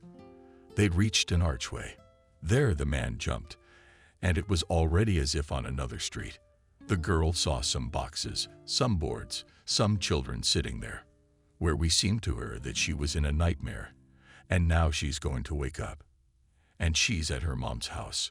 A woman came out to meet us. She was the same indeterminate age as the one who brought her here. They handed her some bread. "Thank you."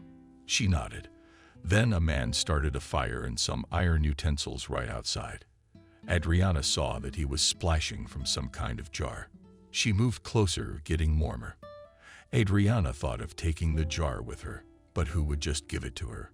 She looked around, and it looked like the lowest stratum of the population lived here. "How do you live here?" she cried. The woman gave her some kind of pizza. It smelled so bad that Adriana almost threw up. She stood up, gestured for her to go, but the man grabbed her arm again. He said something and pointed to the sky.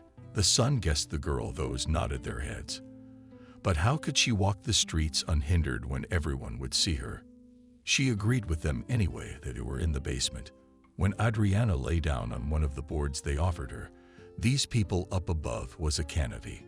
She thought, where is she going? Who will believe her? Tears flowed with renewed vigor from her eyes.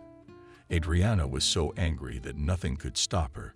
She thought she would stay here until tomorrow and then get revenge on Joe. "Can I have this?" she asked the woman in the morning, pointing to the bottle. The woman only spread her hands. "I don't know what it was. Either I don't understand or I don't know. I'll take it." Adriana decided to do something different, and she took what she needed and put it in her pocket. The woman started to say something. She took out what she had just put in her pocket, then went around the corner and brought back the same one, but a new one. And the matches showed Adriana the gesture of a lighter. They looked at each other like two crazy people. Nobody understood anything.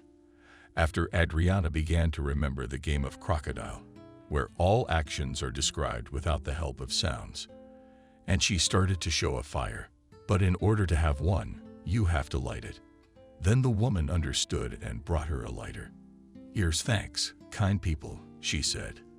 The girl waited until it was dark. She walked back to where they came from, the poor people. But no matter how much she told her to, she could not find the road from which they had come. Had to go back and gesticulate again. The old man seemed to understand her. He took her hand again and led her to that very ark. How interesting. She herself had passed by here many times, but had not noticed it, and once again the girl thanked her already on the road. First, she went to the house that had grass on the roof. By it she could orient herself where that ill-fated cellar, in which she spent many days. This was definitely it. She saw that the place where the vent was. It was definitely him. She saw the place where the vent was plugged with plywood. Adriana whispered a couple times with her foot. The plywood flew off. Then she spilled the hot liquid wherever she could and threw the rest into the vent and set it on fire. "Help me. They're keeping me in the basement." She screamed and ran in the direction where she could hear Russian speech. The girl climbed onto the roof, where she spent the whole night in the grass, and then looked down. "Help." She saw a woman in the window. "Who are you?" "Oh my God." She clutched her heart. "My name is Adriana. I'm from Russia. I was called to visit by your neighbor Joe, and he himself forcibly kept me in the basement." She spoke quickly. At that moment there was a loud and terrible explosion. The woman in the house crouched down, and Adriana pressed her head to the ground. She was sure it was the gas in Joe's house that had exploded. And then a car with flashers arrived. The woman Adriana had asked for help from showed her where she was. They barely got her off the roof because she was struggling.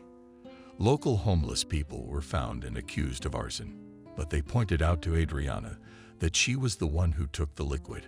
The girl was brought to the station, and an interpreter was assigned to her. "I told you I did it. I just resisted." She couldn't explain for an hour why she did it.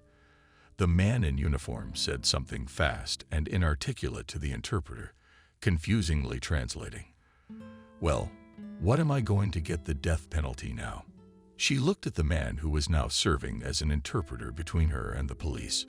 "No, perhaps a fine and deportation. Banned from crossing the border forever." He told her. "Yes, I'm both hands in favor." Adriana nodded her head several times. She was taken to a cell, and they discussed something for a long time. The footage was all over the news. What a miracle that Michael was watching the news. He stopped drinking. He'd gotten smart and was renting again in the city. "That's Adriana, my Adriana." He heard her say she was kept in the basement, crying. The man didn't sit still. He called one number, called another, and wondered what to do in such cases. But it all worked out. Adriana was indeed deported, and she was able to return to Russia without documents. A trial was held there. She was recognized as a victim, so no charges were assigned. Just one fine for defacing city property. She drove to the village thin and embittered against the world. Adriana heard a man's voice from behind her, shuddered, turned around. Michael stood in front of her. "What are you doing here?" She asked him in a husky voice. "I saw you on the news, tried to do something, but I didn't know how. Then I waited to hear from you, but I didn't." You could see he wanted to feel sorry for her, to hold her close. But the ex-husband was afraid. "Forgive me at this point," spoke Adriana. "For what?" He came up, put his arms around her, and pressed her against him. "How stupid was I?" She was sobbing. Nothing happens to everyone in life. As best he could, he soothed the girl. "Only it could happen to me, because I am a village fool who has never been anywhere and has never seen anything." She continued screaming loudly and sobbing at the same time. "No need to beat yourself up like that," he told her quietly. They were already approaching the house. All she stood in front of him, and in a second she calmed down, wiped her tears. What didn't he understand? Mom can't know anything. Even if she ever caught wind of this news, it was a long time ago, and not true. Adriana blinked once more, smiled, and she and Michael walked into the house. "Hi, here I am." She stood in the middle of the kitchen, but no one came out to see her. Couldn't they be somewhere else? Michael asked quietly. "I don't know. It's too late to work." Adriana walked quietly through the rooms, but there was no one there. They went outside. Pigs, chickens, goats, cows, all in place. No, just the owners. Then Adriana suggested that they might have gone to her house to do something there. That's where they went. Michael saw from afar that the light was on in the windows and that they were not sitting at home. The girl didn't understand. Now we'll ask them. They entered the house. "Hello." Adriana couldn't understand anything. Mother and father were sitting in their shirts and drinking tea after the bath. "Daughter, where are you from?" They stood up to meet her. "I have a question for you too. What are you doing here? Isn't your house enough? Or do you like my little bathhouse better than your huge one?" The girl smiled. "My father and I thought about it and decided that you would go to that house. But as I see, now you are not alone, and we will stay here." The woman concluded, "Well, that's good for you. And the cattle." She looked at her mother and father. "If you want it, slaughter it and sell it. You don't want to take care of it and raise it. There'll always be meat later." Her mother gave her the freedom of choice. "I see." She sat down on the bench, saw the milk in the jar, took a sip. "I want to tell you that our country, our people and our men are the best in the world. There's nowhere else like it." She tilted the jar again and drank it all down. "It's as if you hadn't drunk milk all your life." Mom was surprised at the change in her daughter's behavior. I hadn't. She was sober, but happy drunk. Here she was with her mom, Dad and even Michael, whom she herself had kicked out of the door. The girl cried. "Adriana, what's wrong?" The woman asked her. "Nothing." She shook her head. After everything, Michael picked her up, and together they walked home to where her mother and father had lived not long ago. "Can I stay with you?"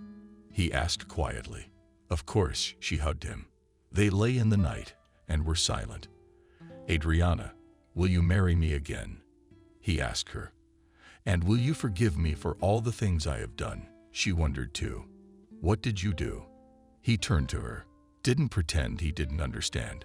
She turned and hugged her former future husband too. "I never pretended at all. It was bad. I started drinking. And when everything is good, there's no need to drink," he said. "So you were bad with me if you started doing it at that time." She was surprised. "Not at work. But I couldn't leave until we got to the point where we were contracted. Just like you in that basement, I was on my watch." He kissed her on the nose. "Michael, you're so good. Forgive me, you fool." She turned away from him, and he put his arm around her. Just put his arm around Adriana, and they fell asleep. And in the morning, they told their parents they were getting married. They were happy for them. "You see, I told you not to be so hard on yourself." The mother hugged her daughter. "Now I will always obey you." Adriana cried. The picture of her sitting in the basement came back to her eyes. There was no one to blame but herself. She had done it all with her own hands, even though it was her fault. But if it hadn't been for Adriana and her love, he might have forgotten about her. As last time, the young people went to the city to get married in the registry office there, and afterward came to the village. Now there were no more off-site registrations. Michael and Adriana decided to get married in a church. Everything was ready for it. The village was fully assembled. "Guys, I wish you only happiness, as in my childhood to my daughter." And now said Betty to the newlyweds, "I had to lose you and get a divorce to find my happiness," took her in his arms again and began to twirl Michael around. "Everything's going to be okay." Adriana believed that. She talked to Sofia about how things were going while she was away. It turned out to be pretty good. Michael still had all of his savings left that he hadn't had time to spend anywhere. Husband and wife started building a small store, a cafe right there on the highway. Drivers who passed by often all knew that this place had the most delicious pies and also meat and eggs. Adriana was happy with her man and what she'd missed about him before. "I love you." She went up to him every time and kissed him. "What's gotten into you?" He laughed. He just wanted to say it, and she laughed. "I'm so happy when you smile." He was being honest with her.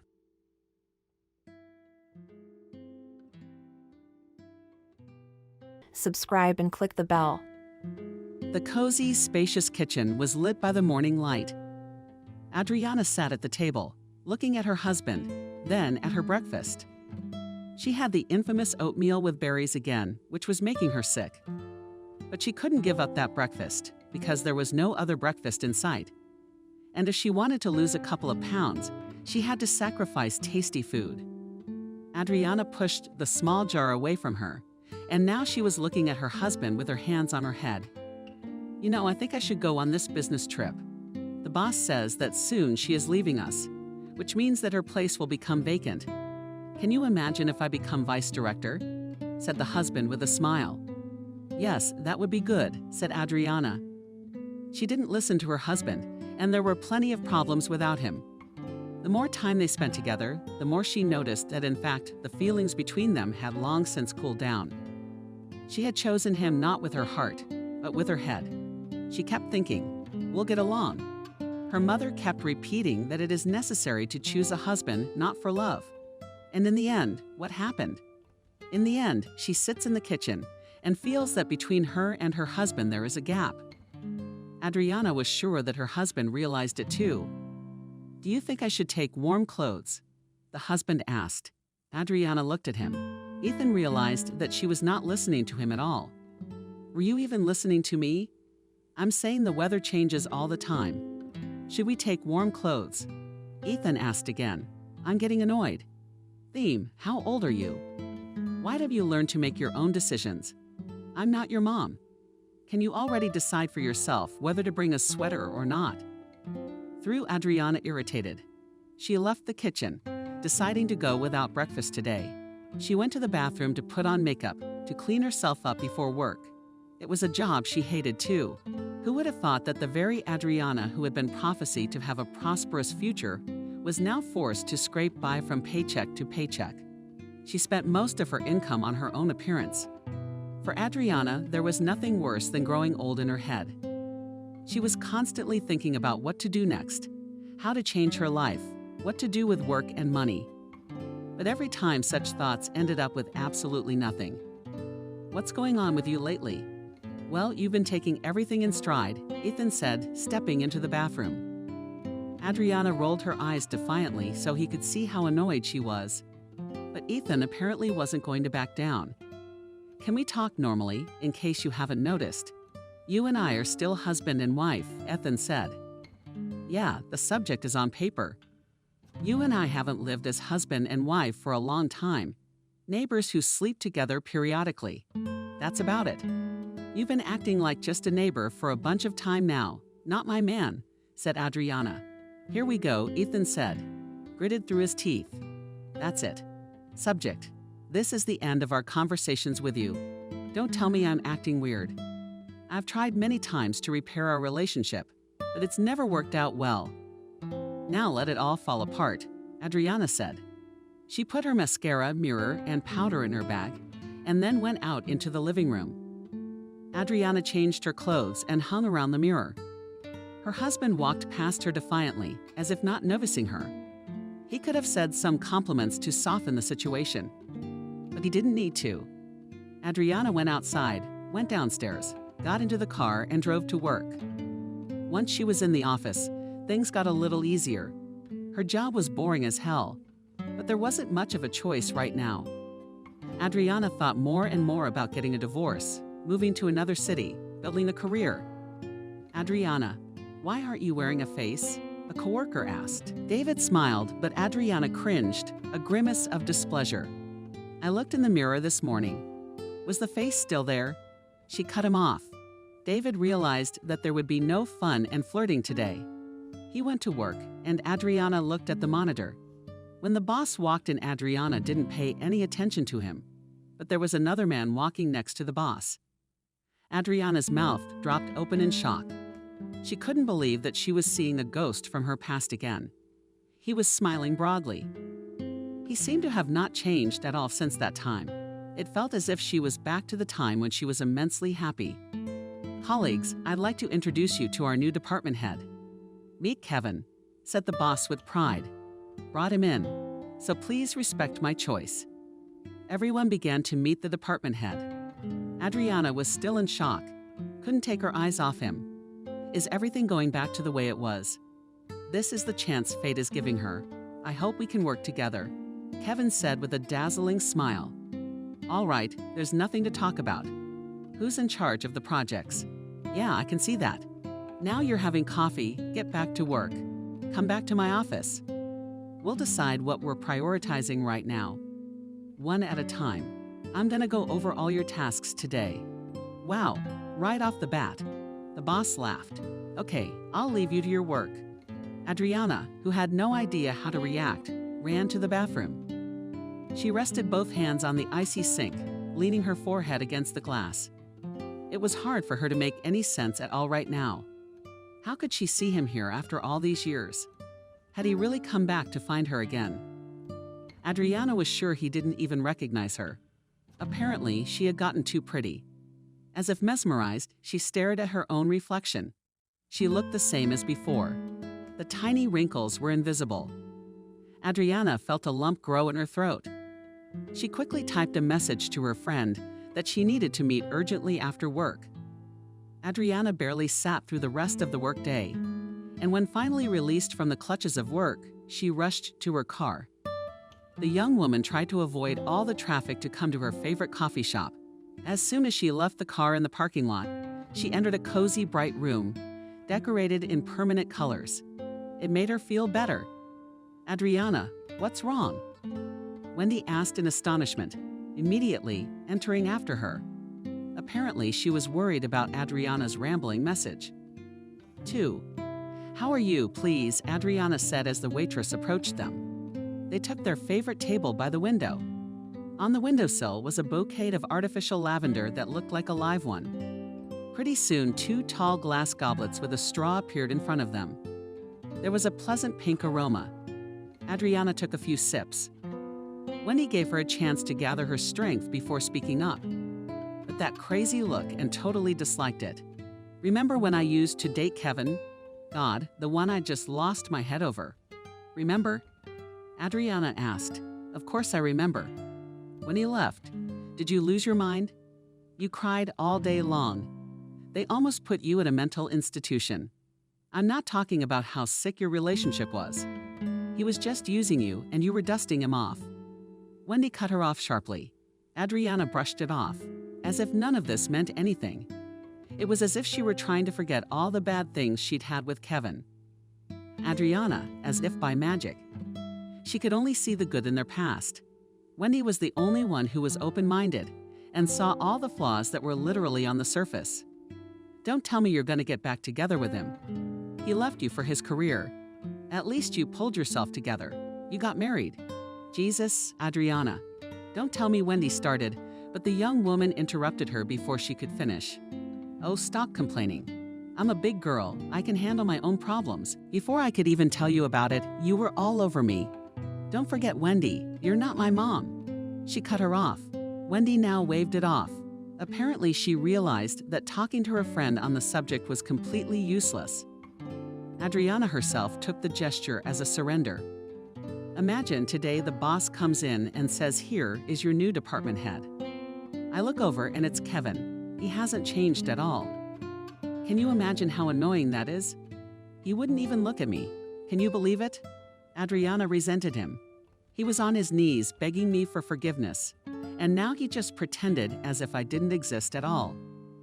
"Adriana, how many years has it been?" 5 years at least. You've been seeing someone else in that time. Married Ethan. And what do you still care about some Kevin who's messing with your head? Wendy asked. Wendy had a look as if she were totally disappointed in her friend. "You remember how much I loved him. I've never felt that way in my life.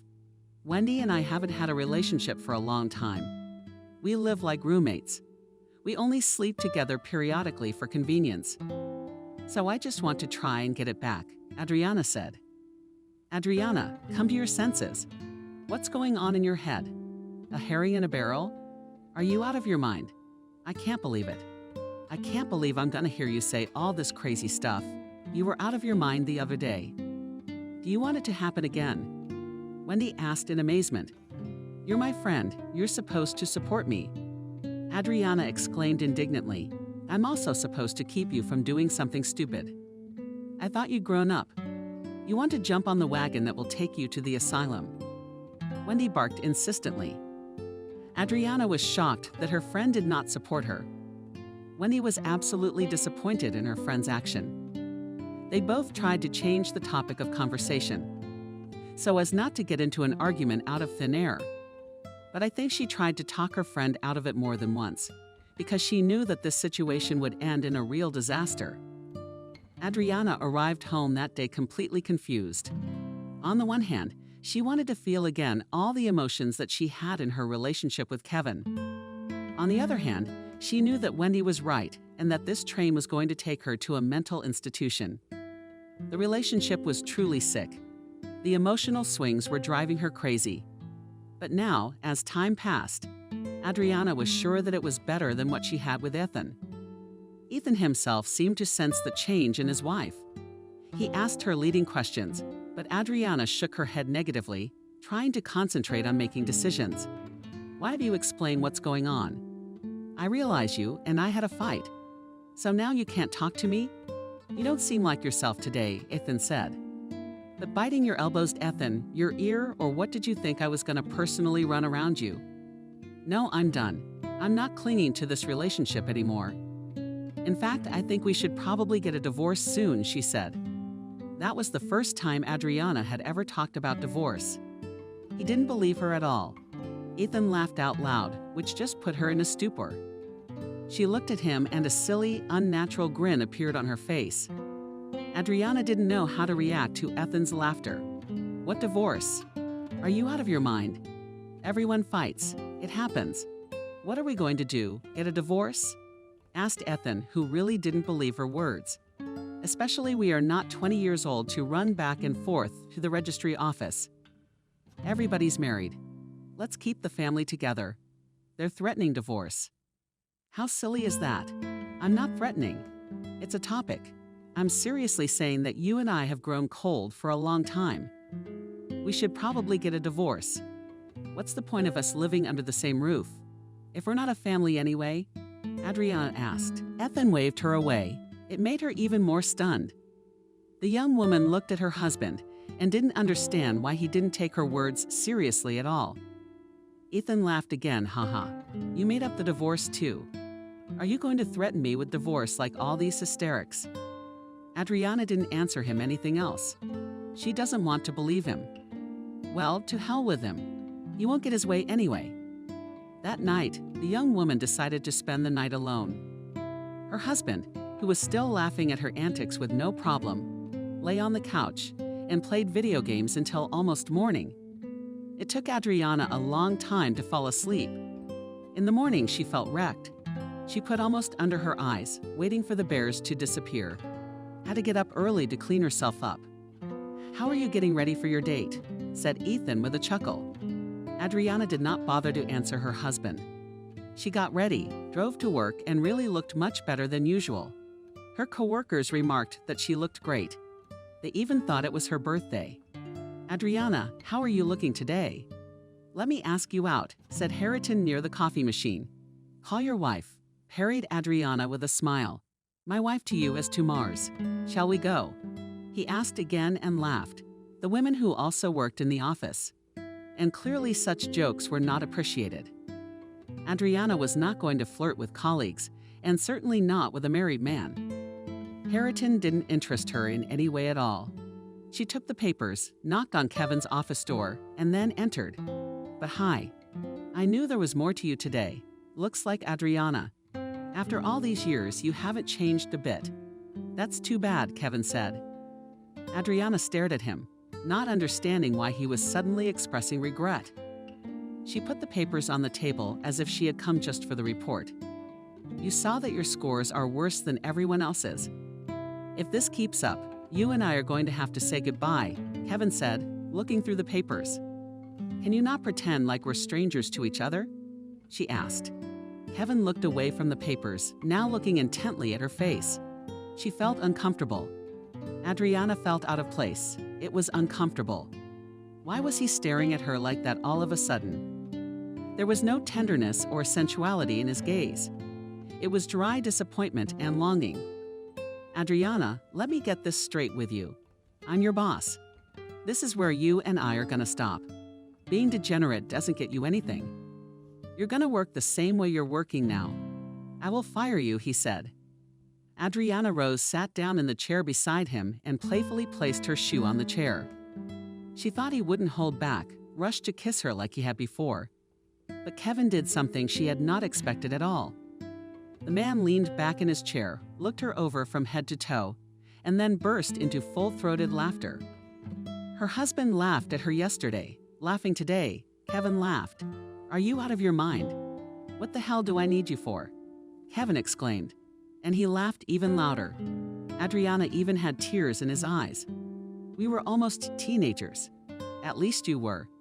I thought you'd wised up in that time too, and you're still just as stupid. Adriana slid off the table and stared intently into the eyes of the man she had once loved madly. She had never imagined that it would be so difficult to rebuild a relationship with him. I don't consider you at all. I realize you're just a shadow of your past, nothing more. Yeah, if I could turn back time, I would never have a relationship with you. You've drained me of so much blood. Oh my gosh, said Kevin, adjusting his shirt. We were so good together. Do you think I've forgotten about everything? She asked, frantically trying to find the words. Adriana held back tears of resentment with all her might. His legs began to tremble. his voice too. Kevin looked at her with a twinge of regret. Adriana, go to work, for God's sake. We're adults with families and responsibilities. There's no time for games right now. I don't need you, I don't need you. As a woman, I get it. Go to work. Leave me alone, Kevin said, pointing her to the door. Adriana pouted her lips like a child feeling monstrous resentment and disappointment. But strangely enough, didn't back down from her plan for a second. She was going to get him, and she would do it by any means necessary. Exactly a day later, Adriana has already made the first attempts to establish relations with Kevin. But her action could hardly be called expedient. Together with a friend who decided to support her, they drove 400 kilometers to reach some aunt. Adriana had found her contacts online and had high hopes for her. Adriana, I think you're starting to go crazy again, said Wendy. They were sitting in an endless line, and the hallway was stuffy, even though the windows were open. Some went in the door, some came out in tears. Some came out absolutely happy, literally glowing, anticipating the future. Adriana jerked her foot, attracting the attention of the neighbors on either side. I have to know if we have a future or not, Adriana said. Adriana, this is the 21st century. We're sitting in line to see a fortune teller. And for what? For the sake of ruining your own life, for the sake of an idiot did not stop. Wendy. Misty didn't allow for a second the idea that her friend could be happy with the man who had nearly robbed her of her identity earlier. Adriana stubbed both horns and didn't let her friend's words even fly to her ears. Think about it. Okay. Do you even need this? Wendy asked. Her voice was already shaking. Again, someone came out of the office, but this time there was no emotion on his face but sadness. It's my turn, Adriana shouted, but Wendy grabbed her arm. The young woman looked at her friend carefully, as if trying to convince her that she was making a mistake. Wendy was persistent. Adriana snatched her hand away and disappeared behind the office door. A foul odor hit her nose, incense. Some kind of white lily mint something else. The smell was sweet and cloying. I wanted to pull my sweater over my nose, just so I couldn't smell anything. Adriana sat down across from the older woman. The woman took the old woman's bony fingers over the salty deck and listened to Adriana. The old woman shuffled the deck and then laid out the cards. You're making a big mistake. The family there is strong, the old woman started to say, but Adriana interrupted her. What kind of family can there be? He's a male dog. He's not capable of making a family. Roared at Adriana, remembering the behavior of his ex. You either listen to me or get out of here, said the old woman sharply, and Adriana conciliatory raised her palms. The young woman, defiantly as if zipped up and tossed the doggy aside. The older woman nodded, accepting the surrender. She looked at the cards again. And I realize you're probably already freaking out about imagining the sweet life. But if you got him on your side, he's going to break your fate. You're meant to be a good, quiet man. If you choose another, believe me, it won't end well, said the old woman, turning over one card after another. So I'll do it with him. Did her voice quiver? Asked Adriana. No, nothing will work out for you. He doesn't need you, isn't attracted to you as a woman, wife, or friend. He looks at you as if you were nothing. He'll never love you as a woman. Do you understand? The old woman asked. You just don't know me well. Adriana replied sharply. But I know the maps well. You're chasing two birds. You'll be alone. Adriana, your husband is good, caring, kind. Do you need to talk? You need to rebuild your family, not chase men. Look, it's for you, Ethan, your usual. And the other one clings to him. She'll take care of him so much that he won't even move. If you lose your husband, you'll blame yourself for the rest of your life, the old woman said. Adriana stared at the old woman with even greater shock. She had expected help, not another lecture. If the young woman was going to listen to a lecture on her projected future, she would talk to Wendy. It felt as if it was Wendy who sat in front of her, not the fortune teller to whom she had traveled over 400 kilometers. Don't fall for his charm, fool. He'll have you on the wall before you can even squeak. It's not the kind of person you should trust with your life, you know, asked the old woman. How about I figure out who to trust with my life? You have no idea how happy I was with him. I never loved him as much in my life, as Adriana said. She burst into tears of impotent anger. So do the spell and I'll pay, Adriana said, slipping her hand into her bag and pulling out her wallet. I don't want your money, and I don't do that sort of thing. I'm not going to do any coots for you. Go home, girl, and think on a fresh head. Why would you want to ruin your own life? Said the old woman. Adriana flew out of the office with such expression that absolutely everyone in the corridor stared at her. The young woman slammed the door so that the panes in the windows shook. She dashed outside for a breath of fresh air, then burst into tears. Wendy jumped out after her as she put her arm around her shoulders and sat her in the car. Adriana calmed down only about 10 minutes later, when the tears simply ran out. She didn't say anything for the first time, just said it was time to go home. The car pulled out of the huge village and headed towards home. The young woman sat behind the wheel and looked at her friend. Adriana, who was unaccustomed to being in the passenger seat, had bought it like a mouse on grits. She crossed her arms over her chest and replayed the old woman's words in her head. She says he's got a family. He's not capable of a family. All he's ever done is run around with girls. What kind of a family man is he? Adriana asked, as if to say nothing. I found him on social media. He's got 2 daughters, like 1-year-old. Beautiful wife. Everything seems fine. If you go back too far, he's in a wheelchair. She must have been there for him. He figured it out, became a family man. That's what happens when people change their priorities after a tough situation, Wendy said. I don't care about my wife or my kids. He doesn't need them. You'll see. And she will thank me that I took the dog away from the family defiantly, said Adriana proudly. What do you need a man like that for? Wendy asked. Adriana was silent. She had no answer to that question. The young woman turned sideways, looked at the endless fields of white fluffy clouds that floated on the birch trees in the sky. It was so desirable to be at home, to lie in bed and sleep for several days. She had so many resentments against her husband, against Kevin, against the whole world. But Adriana would not give up. It's only in the movies that things go easy. If he leaves you, it won't end well. If a mistress becomes a wife, there's a vacancy, Wendy said. You don't want a man like that. You want to divorce Ethan, divorce someone else, but not Kevin. Why are you all talking at the same time? Adriana resented, as if she was already standing up for her man. Adriana, you need to calm down. Take a good look back at everything you've been through. You're going to have a hard time realizing it's all bullshit. There was too little good and too much bad. How many times did you come crying to me at night because he kicked you out of the apartment? How many times have you called me and told me you caught him texting again? That's enough. You didn't have anything good there. The usual emotional swings one gets hooked on like the joy hormone, Wendy summarized. You weren't there. You can't judge. You should have seen the way he looked at me. He's purposely pretending not to be interested in me to further ruin my interest, Adriana said. Adriana, maybe he really isn't interested in you.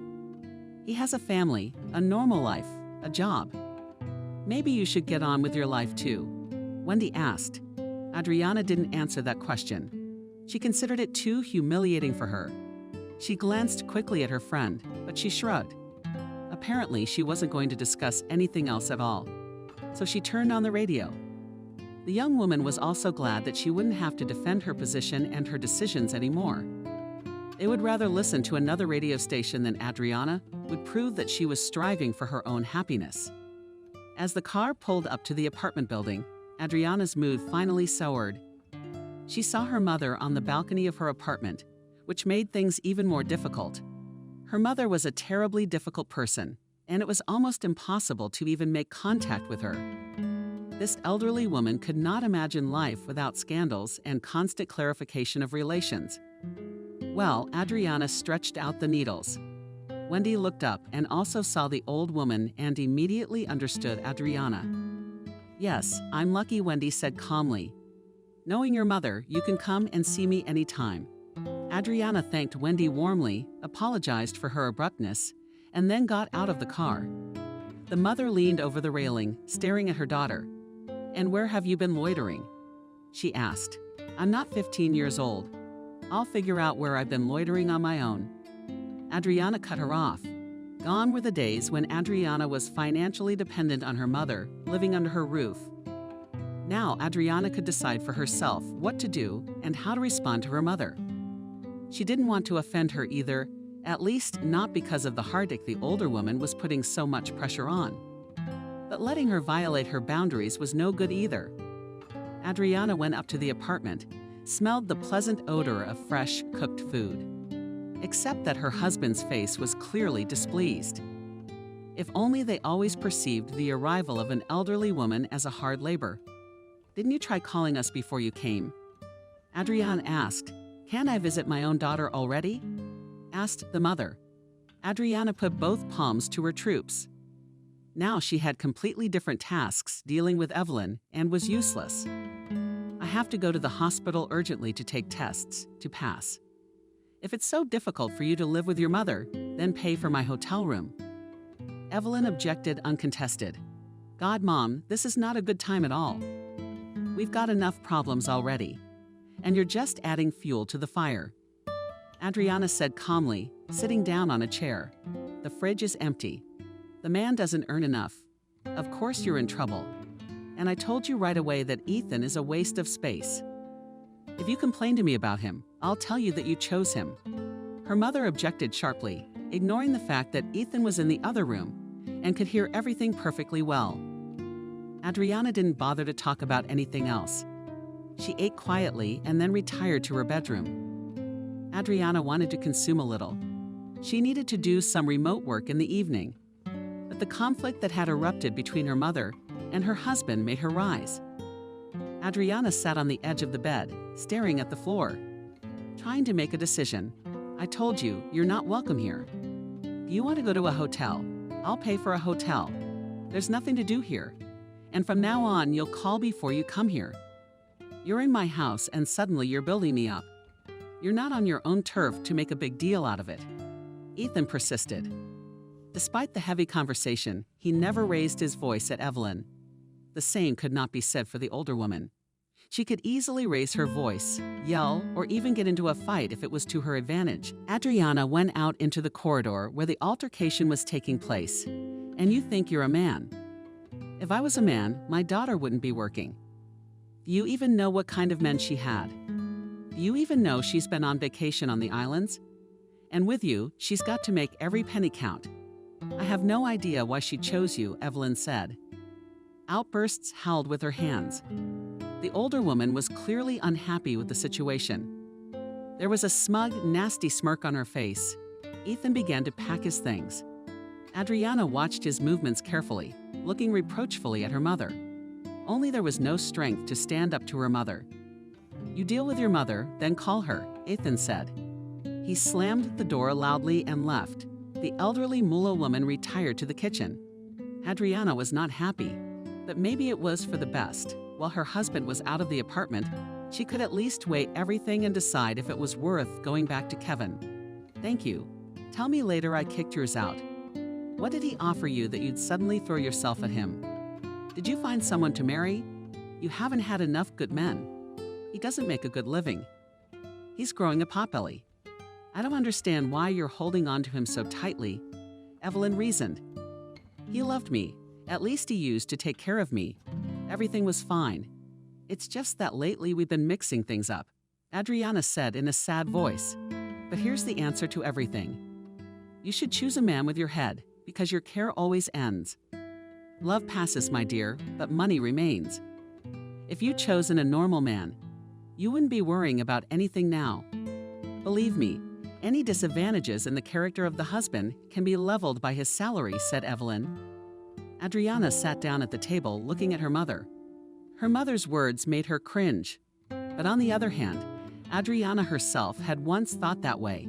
It felt like her life was splitting in two right now. Adriana had to choose. Which one to emphasize now? Maybe my rights were worth the risk. Get my life together before the divorce proceedings even start.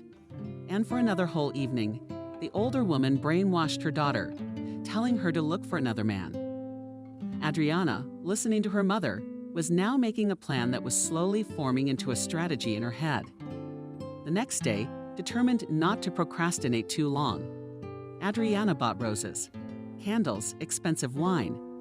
She stayed in the office late and waited until it was just her and the department head. Adriana put Frosty to sleep in the lounge area. Put the wine glasses down. "Adriana, and what do we have here?" asked a man, holding papers in his hands.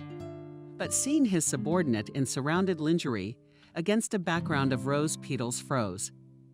Adriana was sure that now he would loosen his protective barrier. Could he resist her? Adriana was sure she looked even better than she had when they were dating. "Are you out of your mind?" he asked. "Don't you want it all back?" "Kevin, let's just have a drink. Let's talk. We need to talk to you. You know, we have a lot to talk about," Adriana said. "I'm trying to sound as romantic as possible." "What's there to talk about? Have you completely lost your mind?" Kevin exclaimed. He was looking at her with crazy eyes. There was no passion in his gaze, only anger. Adriana was completely taken aback. She had never imagined that her plan could have a flaw. Now she looked at the man and could hardly believe that he had ever treated her with tenderness. "So that's what Kevin muttered." He lowered his head, set the papers aside. The man looked tired. He rubbed the bridge of his nose, then continued. "Clean up this mess, get dressed, and get out of here. For the last time, I'm going to pretend like nothing happened. If you give me a farce here now, believe me, it'll end badly. You interfere with my work, I'll fire you, especially since you're not a goddamn employee." He just turned on his heels and walked away to his office. Adriana was left standing all alone, holding a half-filled glass. She sat down, emptied the glass completely, then a second one. Adriana changed her clothes, cleaned up after herself, went downstairs, and got into the car. The young woman howled with resentment, sobbed, and could not understand what she should do next. She was sure to the last that the romance would work, but nothing happened. Adriana felt she couldn't control her feelings at all. Never in her life had she sobbed so much or felt sorry for herself so often. By the time Adriana arrived home, her mother was already asleep. The girl got up to build a shower and tried to forget about everything. An inner voice told her that she should have made peace with her husband, to go back to her usual life, where everything could still be normalized. The other voice kept repeating that she just had to prove to herself that she was still attractive to Kevin. This was a challenge for her. "And what were you doing back so late last night? Don't tell me you went to see your man," her mother said with undisguised displeasure. Adriana did not know what to say to her mother. She was already completely confused about what was going on. But as long as the conversation was going on, it was worth listening to her opinion. After all, no one else could support Adriana. Wendy kept talking about Kevin having a family of his own. She kept insisting that she and God would be punished for depriving the children of a father. The husband wouldn't talk at all. He kept saying that he would only return to the apartment when her mother moved out. Adriana realized that she lacked support. If there was a person ready to take her side in this matter, it could only be her mother. "Mom, do you remember when I went out with Kevin?" Adriana asked, deciding to start at the beginning. "I remember, handsome, so tall, so handsome. I told you back then that girls would run after him." "Actually, that's what happened," said the mother, smirked. "But he was handsome, of course. How could he be?" The older woman was silent for a while. Evelyn was clearly trying to recall some special detail. She turned to her daughter, threatened her with the Colonel. "And I told you you'd bite your elbows for missing me." And rightly so. Kevin always had money. He knew how to make money, and he kept you too. Remember, you had gold and fresh flowers in a vase. Yeah, he had his tantrums. But you could be patient. You didn't have the wisdom. I always thought he was going to stay," asked the mother. Adriana completely ignored her mother's words and continued her conversation. It was probably the only way to stop listening to her accusations about a past that could not be changed. "Anyway, he's back in town. He's my boss now, and I tried to connect with him. I even had an affair with him, and he cut me off," Adriana said. "Girlfriend says he's got a family there, kids, all that stuff. And when it scared you, if he's all family, he wouldn't give you a reason. He'd just tell you he didn't need you. Let me guess. Is he reacting aggressively to you? Asked the mother and Adriana. She woke up. It was true. Kevin was reacting aggressively to her, and that's why she was falling apart. If he didn't need her, he'd respond calmly, without emotion. All men are the same. My dear, do you think he's not interested in you? Asked her mother. When Adriana told her in general everything that had happened between her and Kevin in the last few days. If he didn't want you, he'd just fire you. Or something else to make it clear he didn't want you. He's putting a price on you. That's all. Evelyn stirred the soup and then sat down next to her daughter, taking her hand. To hell with your Ethan. That fool's never gonna make any money. You're just gonna have to live from bread to water. He can't make money. That's just the way it is. There's nothing you can do about it. They'll get your femininity together and go back to yours. Kevin hasn't had a man turn you down yet. Adriana, get a hold of yourself already. Evelyn insisted. Adriana felt a rush of energy she hadn't even expected. She stared at Evelyn. She shook her head negatively, her lips pressed together. The older woman started talking again about Kevin being good. Everything could be brought back. Adriana would regret it if she gave up. And now the young woman's inner voice, which had been telling her to make peace with her husband, was so quiet, almost imperceptible. Now Adriana could safely attend to Kevin. She was already thinking of a plan to approach him. And even if she had to go against her conscience, break up the family, she was ready.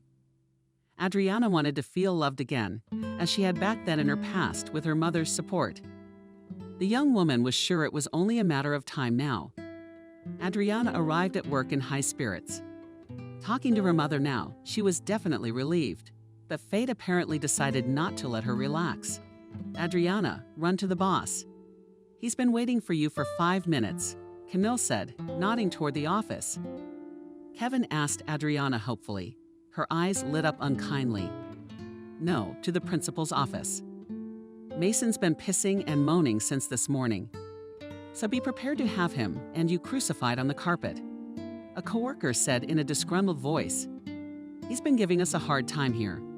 What do you mean? Adriana clarified. Quickly change into your office shoes. Literally. Apparently, our blessed Kevin raided the place.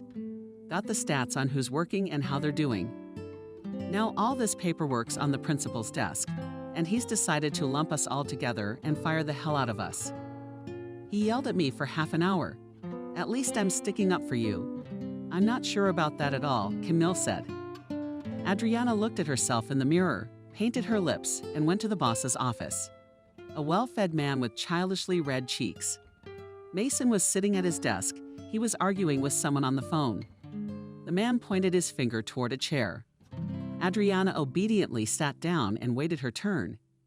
Mason was generally a very hot-tempered man, so it wasn't the first time she'd heard him give her a hard time. Well, let's get this sorted out, the man said. He looked at the papers, then looked up at her and smirked. Why are you dressed up for work like a holiday? I'm in a good mood, Adriana parried, trying to speak with all the courtesy she could muster. Well, I know your good mood. Did you even see that you have the worst scores? Adriana, how can you even work like this? You got a complaint about you from your boss. He says he's busy with non-work issues, said Mason. Yeah, what does he know? Adriana said sharply, but she closed her mouth when she saw Mason's angry look. I know you like the back of my hand. You're all about the tail wagging. Do you think no one sees you hanging around his neck, Adriana? Don't embarrass yourself. Go back to work. You're paid by the piece. And you make like a cashier at the grocery store. The man got up from his chair, walked to the window. He crossed his arms over his chest, and now spoke without turning to Adriana. Get to work already. How many times can you do this? You still think you'll find a rich husband. Adriana is not the age to believe in fairy tales. Rhonda made 100 this month, and you barely scraped together 20. By God, you'd better use your looks in your work to drain clients' minds, he said. Adriana came out of the office absolutely red as a cancer. She shrank like a spring that was about to shoot someone in the forehead. She sat down at her desk and tried to concentrate on her work, but it wasn't working. The young woman didn't even look in the direction of Kevin's office. This was something he had purposely built to saw her off even more. She would put him in his place, destroy his family, lure him into her arms, and then leave him alone. The young woman felt so angry that even the plan in her head formed itself. She didn't need it. She had romance and feelings. She just wanted to put the arrogant ex in his place. After an hour, however, her fervor faded. All that was left was resentment and some subtle disappointment. Adriana tried to work, to earn some money before the paycheck, but apparently it was not her case. When she arrived home, she was happy to find her husband's car in the driveway. She was even surprised at her own joy. Maybe she should have given up the whole thing and gone back to her husband after all. There was always the possibility of trying to rebuild the family. Maybe she and Ethan still had a way to go. What if the subject decided he would try for his family? But barely had Adriana entered the apartment when immediately her hopes were absolutely dashed. Mother stood, crossed her arms on her chest, and read Vaughn, "Look, your hubby finally decided to move out," said her mother, chuckling. "Like a rat running away from the ship. Look at him. And I told you he's got nothing to show for it. All ripped off. Adriana, take your mother out, or I won't be able to take care of myself," Ethan said calmly.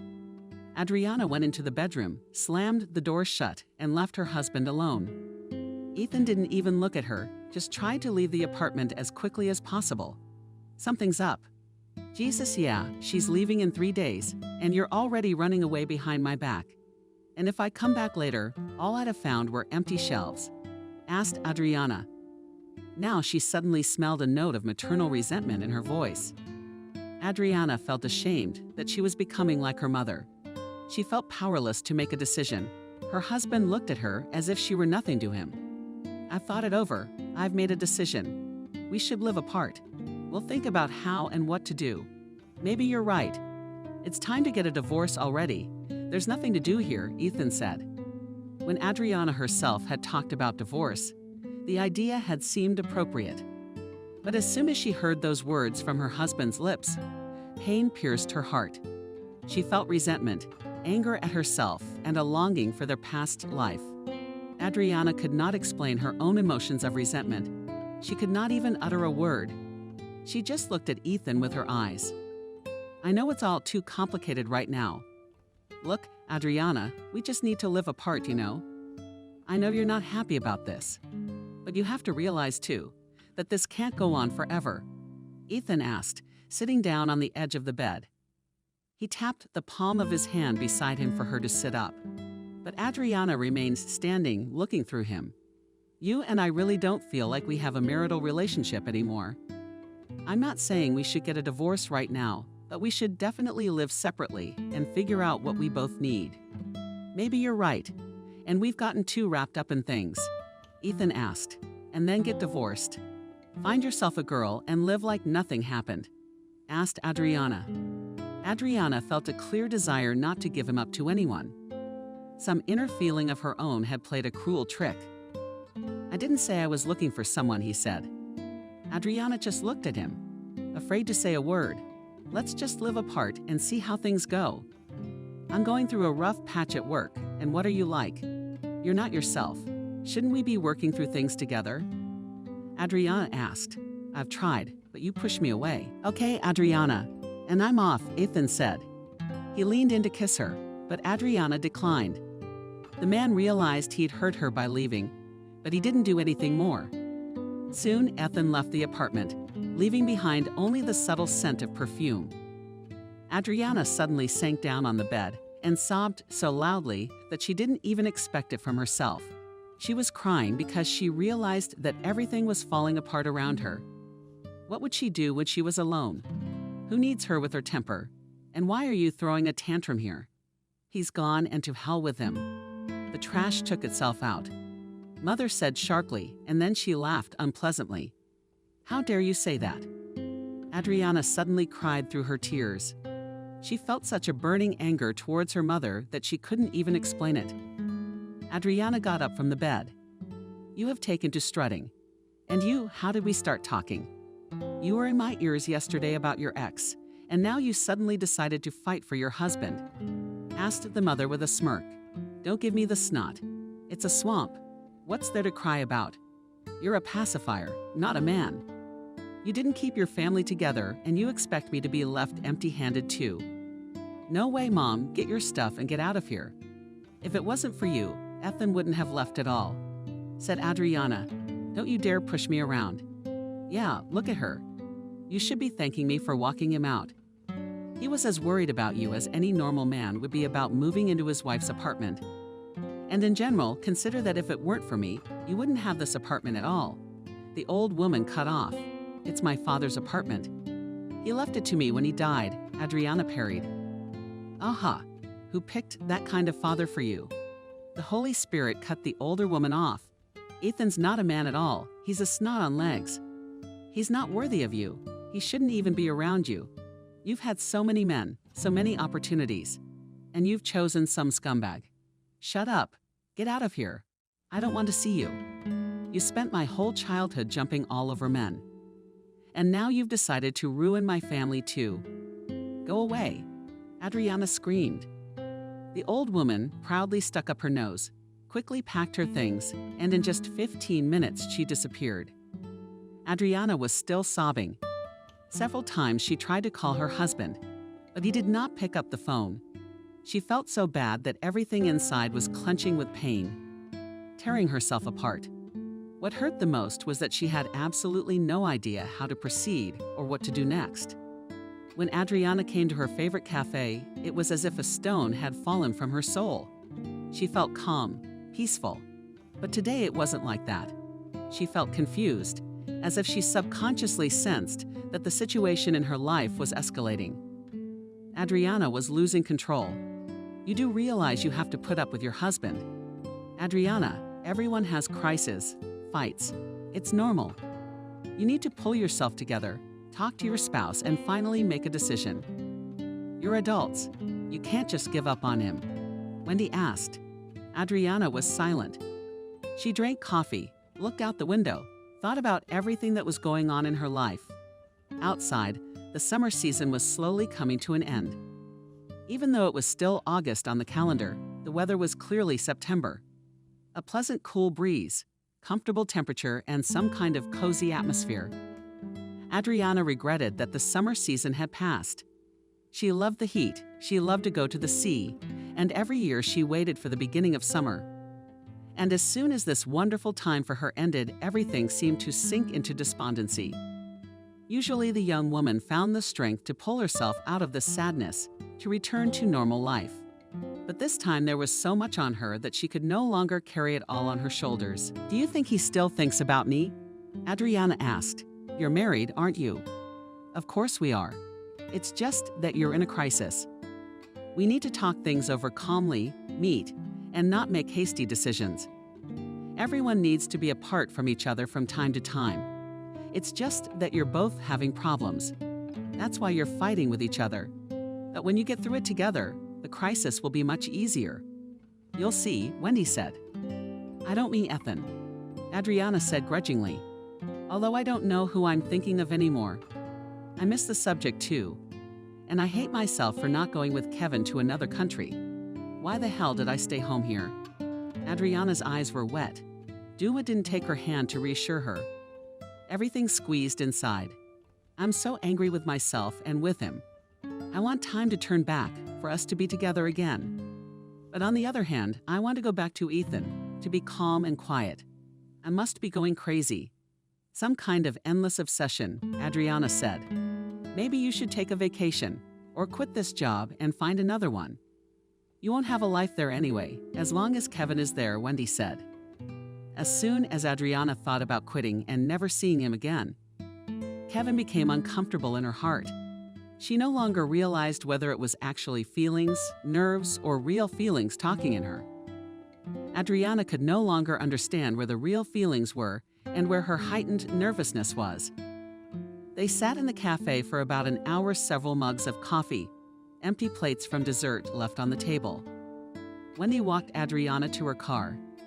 They stood in the parking lot but couldn't separate. "Let's go on vacation with you. We'll be near the sea for at least a few days and say goodbye. With summer, you'll have time to breathe." Adriana, you have too much on your mind right now. You're not thinking straight. You need time, said Wendy.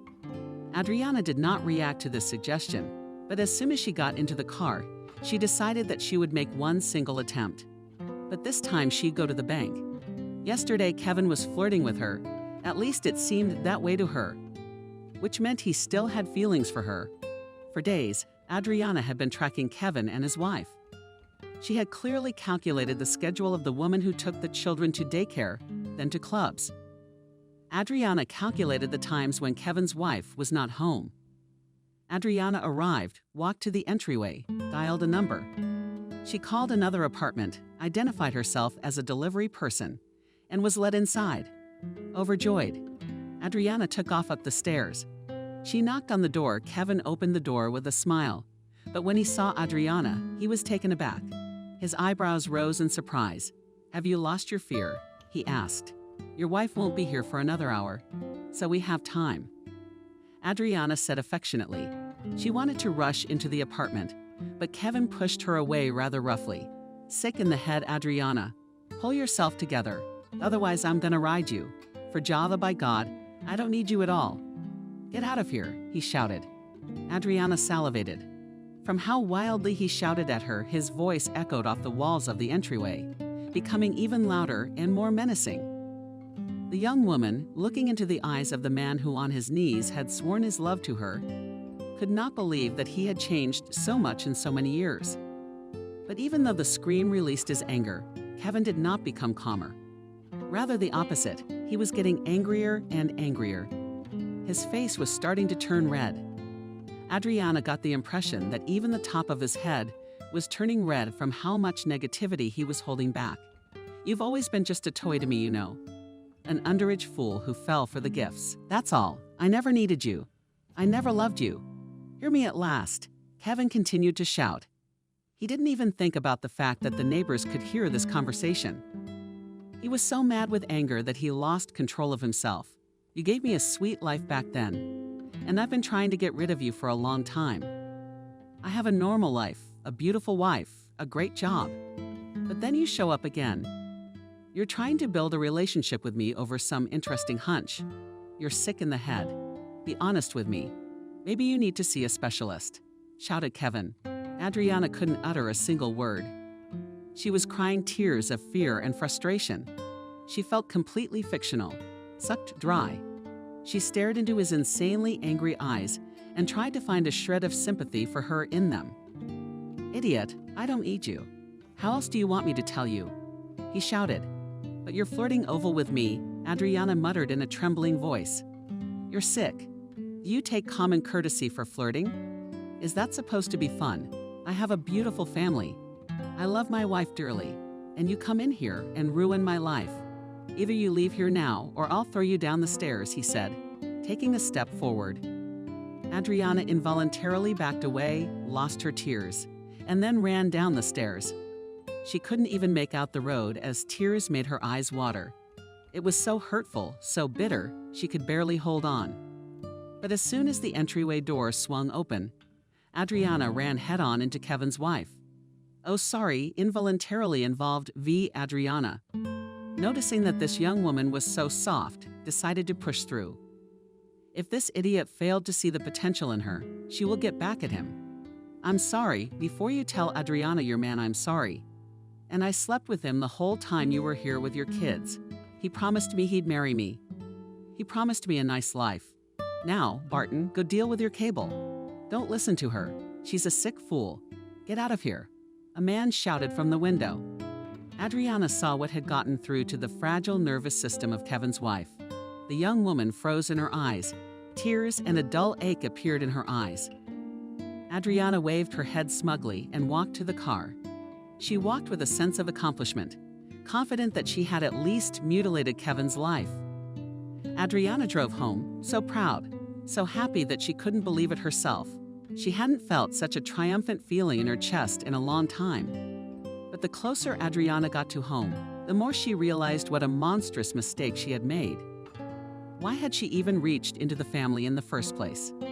Why had she said mean things to his wife? Maybe he really wasn't flirting with her, but was just being polite. Adriana is on shaky legs, walked into her own apartment, and just cried in the shower. She tried to call Kevin, but immediately realized she was added to a blacklist. Everything was so stupid that she wanted to fall through the ground. As soon as Adriana left the shower and went into the kitchen, she immediately poured herself a full glass of wine to the brim. She turned on some stupid movie, drank wine, and replayed in her head the nightmare that had happened in a matter of minutes. She was disgusted with herself. As the wine began to take effect, the young woman gradually calmed down. She longed for her husband so much, felt so foolish in his eyes, that she could not help herself. And when she heard Ethan's voice, she was relieved for a moment. "Yes, I'm listening." "Just speak quickly, please," Ethan said, a little flustered. In a flash, Adriana had a picture in her mind of her husband sitting in a cafe with some girl. Or maybe he'd taken her to the restaurant to get her into bed. Jealousy surfaced in her with renewed vigor. It was right, and Adriana wouldn't be able to forgive herself. And if she misses her husband? "Adriana, I told you to make it quick. We're in the middle of a work emergency." "I'm not even on the phone right now," Ethan said. As if he could read her jealousy-filled mind. For a few more seconds before the call started, Adriana was full of confidence. She knew what she was going to say and how this conversation would end. But now it was as if she swallowed her tongue and began to stutter. "Topic: you and I need to talk. I missed you so much. We really need to solve everything. I'm not a bad person," she said and cried. "Adriana, I'm not interested in your tears right now." Ethan said more calmly and quietly, "Let me call you in a few hours. I don't have time right now. I'll live alone for now. I have to think about it." Adriana hung up the phone herself. The young woman leaned back in her chair and just stared at one point.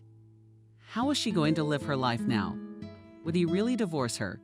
She almost destroyed her own family to get back together with her ex. And for what? Adriana felt so stupid all of a sudden that she felt disgusted. Ethan had been right to just pack up and leave. She wasn't worth it. Adriana lowered her head with her forehead, touched the cold table. Somehow she felt so sad that she couldn't put that sadness into words. She didn't even want to cry. It just hurt. If they'd gone to a counselor, maybe they could repair their relationship and start communicating like they used to. Ethan would start courting her again. Adriana would have given him some nice romantic surprises. Would it all fall apart now? If Ethan wanted to be with her, he'd probably come over right now, apologize for his behavior, and they'd start living together again. This empty apartment was completely foreign. When Ethan wasn't there, Adriana missed him terribly. Now all her fiddling around with Kevin seemed like nonsense. She hadn't cheated on her husband. She'd gotten over it. Adriana felt like a traitor. She couldn't shake the feeling that she had no right to rebuild her relationship with her husband. On Monday, Adriana was going to work. Everything was falling out of her hands. There was a bad feeling. Everything was so mixed up in her head that Adriana wouldn't even react if she was fired. She got in her car, pulled out, and just headed towards the office, wanting in all seriousness to turn around, stay home, call her boss, and quit. Turns out Adriana was right on the money. When she got to the office, no one wanted to talk to her at all. Everyone walked around with their noses up their asses, like she was some kind of stranger. Adriana had worked here for years. Why the sudden attitude? Always helping everyone. Never fought with anyone and certainly never tried to drive anyone out of the workplace like some people. "It's better to quit well," Camille said, crossing her arms over her chest. "Yes, Camille is right," said Miranda, adopting the same pose. They stood like twins. Even their dress code was similar. Adriana still didn't understand what was going on. Staring at her former coworkers and friends. Now it seemed she had clearly crossed them. "Girls, what the hell is going on? This isn't about jealousy. I make less money than you guys." Adriana said with a chuckle, "What the hell is going on? You decided to ruin your family, and then you come here and think you'll be patted on the head." David asked in amazement. Now everyone was turning against her. Literally, the whole office was standing as if waiting for the trial. Adriana involuntarily took a step back. She looked into the faces of the people who hated her overnight. although just a few days ago they had hated her. "David, have you forgotten that I'm the reason you work here? I'm the one who brought you here." Insistent, said Adriana. "And you, if it wasn't for me, I would have fired you 6 months ago." "Miranda, I was actually filling in for you on maternity leave so you wouldn't get fired." "Are you two in cahoots?" Adriana exclaimed in amazement. Surprised at their ingratitude. "Adriana, come into the office," said the boss. Adriana took a deep breath, exhaled, looked at everyone with the most angry look she was capable of. She walked into the office of the warden. He immediately handed her a glass of cold, sparkling water. Adriana sat down in the chair and lowered her head low. She realized that apparently the situation that had happened the other day had become public knowledge. Yes, I understand. I made a huge mistake. I'm so sorry. I even tried to call him and tell him how stupid I was. I got emotional. Now I feel like a complete idiot," said Adriana. "You know, I don't care who you slept with, what you were gonna do. I don't even care about his family. This is my business. And business is money. Dear Adriana, I could go out on the street and pick up a dozen of them. So I can't call you a valuable employee. But the likes of Kevin, you can't find anyone like Kevin. If you knew how hard I worked to get him in here, you'd think a little more about your stupid head," the boss said. Adriana remained silent. She took the insult in stride. There was, after all, truth in what the superior had said, wasn't there? She was still silent, waiting to see what would happen next. But judging by the mood of the boss, only dismissal awaited her. "What statement to write?" she asked. "Yes, be kind enough to write at your own request. I'll calculate your money right now." "You don't have to work the extra 2 weeks," he said. Negatively shook his head, Adriana grimaced. She calmly wrote the application and took the money. She left the office. She did not look at everyone who sat in the office and now squinted angrily. "You're like a flock of sheep. I've helped you all. Yeah, a lot of you wouldn't even be here if it wasn't for me. No, you fell for it. Took a lynch mob and lived with it all you want. I'm not going anywhere with you." Adriana cut her off sharply. She slammed the door, went downstairs. Adriana stepped out into the parking lot and suddenly felt the brakes sound. Darkness had fallen. It's okay, wait." There were monotone voices, probably all different people talking. Adriana felt pain, then nausea from the pain. Her head was spinning in her ears, noise crackling in her ears. "Let's be careful." Another voice sounded, already lower. Adriana felt herself being lifted up, placed on something, suddenly a needle. Then came bliss. Nothing. The pain seemed to gradually dissolve, leaving behind only memories. After about 20 minutes, Adriana realized she was sitting in an ambulance. "So calmly look over here," said a very thin woman, checking her pupils. "You look like you've been hit by a car. We're going to the hospital now. We're gonna check everything out. You look fine. Don't look at your leg. We'll figure it out. This isn't the 15th century." Adriana looked at her foot, against her warning. It was covered in blood. She burst, threw her head back so she couldn't see anything. "At least I didn't feel any more pain." She was brought to the hospital. A couple more hours later, she was sitting in the waiting room. The situation wasn't critical, so it was okay to not leave her in the hospital. Adriana had no one to count on. Even with Wendy, she and Wendy had had a falling out. And when she saw Ethan at the hospital door, she just cried. He looked at her with the same love and tenderness he had before. As soon as he sat down next to her, Adriana snuggled into his shoulder and told him everything. "Please forgive me, I'm so stupid, God, I'm just an idiot. I'm going to see a psychologist, honestly. I'm so sorry, please. I don't want to go on being without you," Adriana said. He just listened to her. It felt like Ethan was aware of the situation, so he didn't react. He helped her up and walked her to her car. They drove to their apartment. An hour later, Ethan brought all of his things back. Adriana noticed that the vast majority of the suitcases remained closed. Apparently, he wanted to go back, but he kept hesitating. "I will always appreciate you. This is a lifelong lesson for me." "Forgive me, please," Adriana said. "I had an affair too, but flirting like that and at work. and I thought I was falling in love again. We didn't have anything. Just one meeting. We didn't even kiss. I just wanted to be alone to figure out what was more important to me. And I realized I don't want to start over. I want everything back with us, especially since the two of us now realize we have to try, Ethan said. That night, they never went to bed. The couple talked for a long time. Well, they finally came to an understanding. Early that morning, as Adriana was about to go to jail, all she could think about was her husband. After everything that had happened, it was as if the relationship had grown deeper and stronger than before. It would be a lesson to both of them that you have to have a relationship. You have to work at it and not just run around looking for new feelings. Gradually, the broken leg would heal, and their relationship would become even stronger. Ethan is back to being the caring person he used to be, and Adriana much more tender and affectionate. They were talking to each other again, as if the relationship wasn't even a couple months old.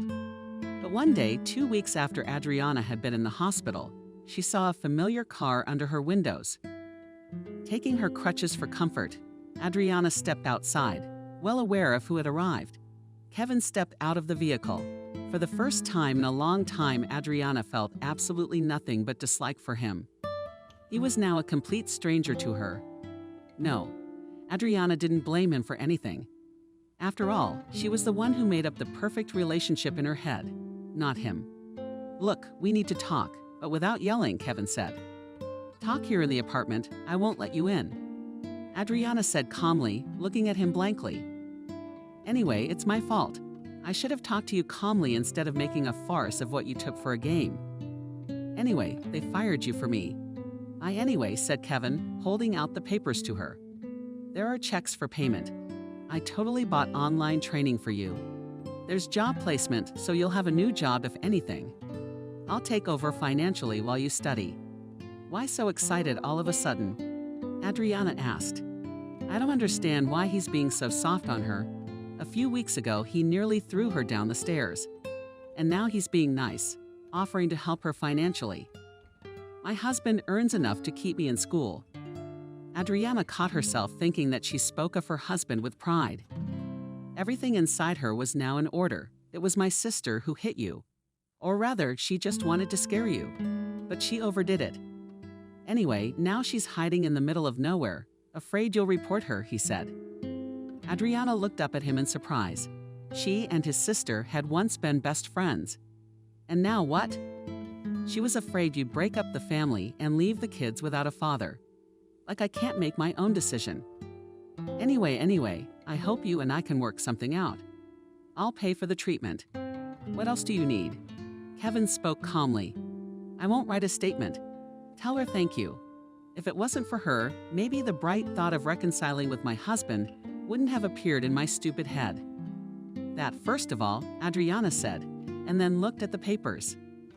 Thank you so much for paying the tuition for this year. I will get a new profession. A great chance for me to start over, and I don't need any collateral. It was immediately noticeable that a mountain had literally fallen off the man's shoulders.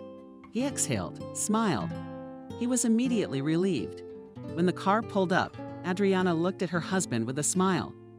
He was clearly disturbed by the stranger. And I brought the severance pay, Kevin said, pointing to the papers. Well, okay, I gotta go. Thanks for compromising. She nodded. He didn't seem like a handsome, promising guy to her now. He was just a man who was a total stranger to her.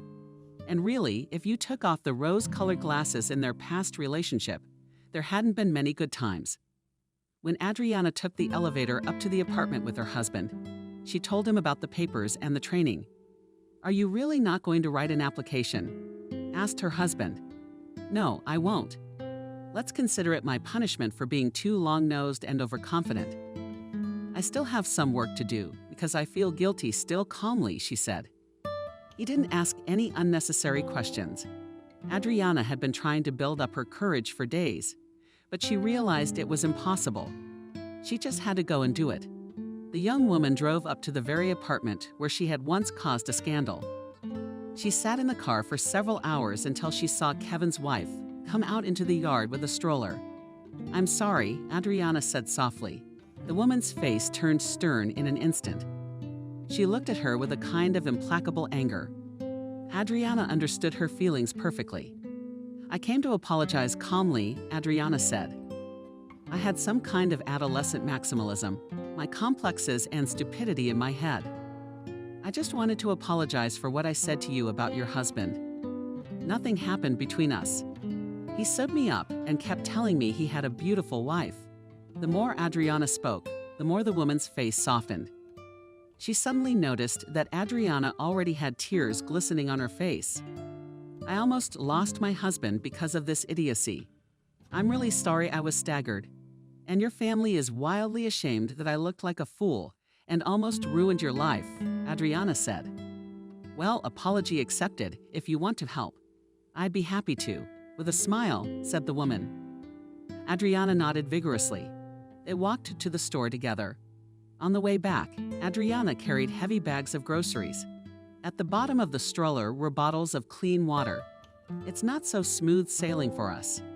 So you were just the last straw. I hope we can find the strength to reconcile and keep the family together. We have daughters growing up. I don't blame you. I know exactly how my husband behaves. All his courtesy and supposed politeness often looks like flirting," the woman said in an unhappy voice. "Thank you for helping me carry it. I live alone now. It's a bit hard to cope. Apparently he hasn't changed at all," Adriana said. And the woman nodded. "I guess he has. It's not for nothing that my mother told me that people don't change, and you shouldn't expect others to change. All right, come on. I'll take the carrier. And you stay with the stroller, please," she said. Adriana was alone with the stroller. The 2-year-old was sound asleep, or maybe she was under 2 years old. Adriana had no idea, no way to determine the ages of children since she had none of her own. And as a child, she hadn't taught anyone. When the woman came out of the entryway again, already behind the stroller, she looked a little sad. "Thank you for apologizing. It means a lot to me," she said.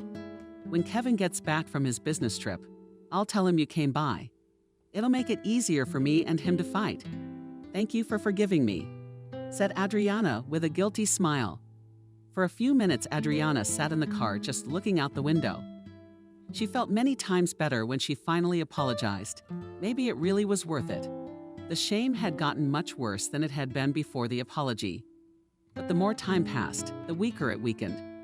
A few days later, Adriana received a message from Kevin saying that he was grateful for her apology. He was able to repair his relationship with his wife, and now he won't do anything stupid. Adriana told Ethan everything. He was very proud of her for apologizing.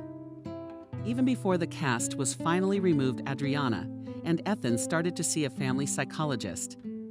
It turned out that they had accumulated a large number of mutual resentments that they had not spoken about. After the first sessions, it was hard to restore balance in the couple. But the longer they practiced with the specialist, the easier it was for them to reconnect. The relationship became more tender and deeper. A shared hobby emerged, and they also learned to sit down and talk every week and come up with something to do together. A year passed. Adriana learned to get a job. She started earning good money. At the same time, without leaving the house.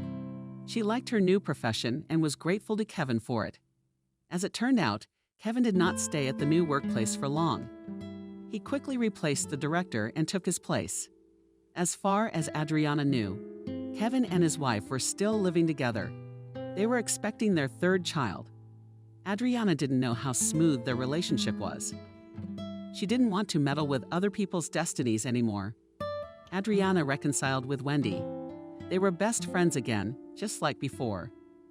Adriana was very grateful to Tommy for trying to talk her out of it. Wendy had gotten married and they were now family friends.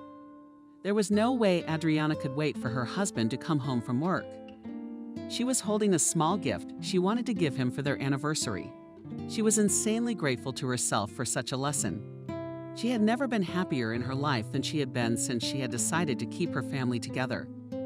They finally had harmony, true love, quiet happiness. "I'm home," he said. Entering the apartment, Hera sprinted out into the hallway to him before she could wait. He held in his hand a small cake and a bouquet of flowers. "Happy holiday, beloved. Happy holiday. I have a present for you," By the way, she said. She smiled radiantly. Adriana handed him the box. Ethan put it on the shelf. He changed his clothes and then, taking the box, opened it. The man thought it contained the watch he wanted, but there turned out to be a truly lavish gift, tied to a red ribbon. In the box was a positive pregnancy test. Ethan sat on his ass like that. It's true.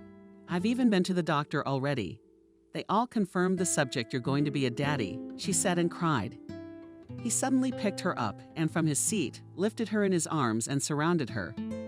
He kissed her endlessly. Oh my God, is it really true? We're going to be mommy and daddy. He repeated a little, and I can't believe it myself. Can you believe we're going to be parents? Can you believe it? She repeated through tears, years of trying behind her. That evening they spent in love and understanding tenderness, imagining how they would have a baby, how they would cope with difficulties together, as if this child was a reward from above for the fact that they were able to keep the relationship. And Adriana herself was madly happy that fate had given them such a gift.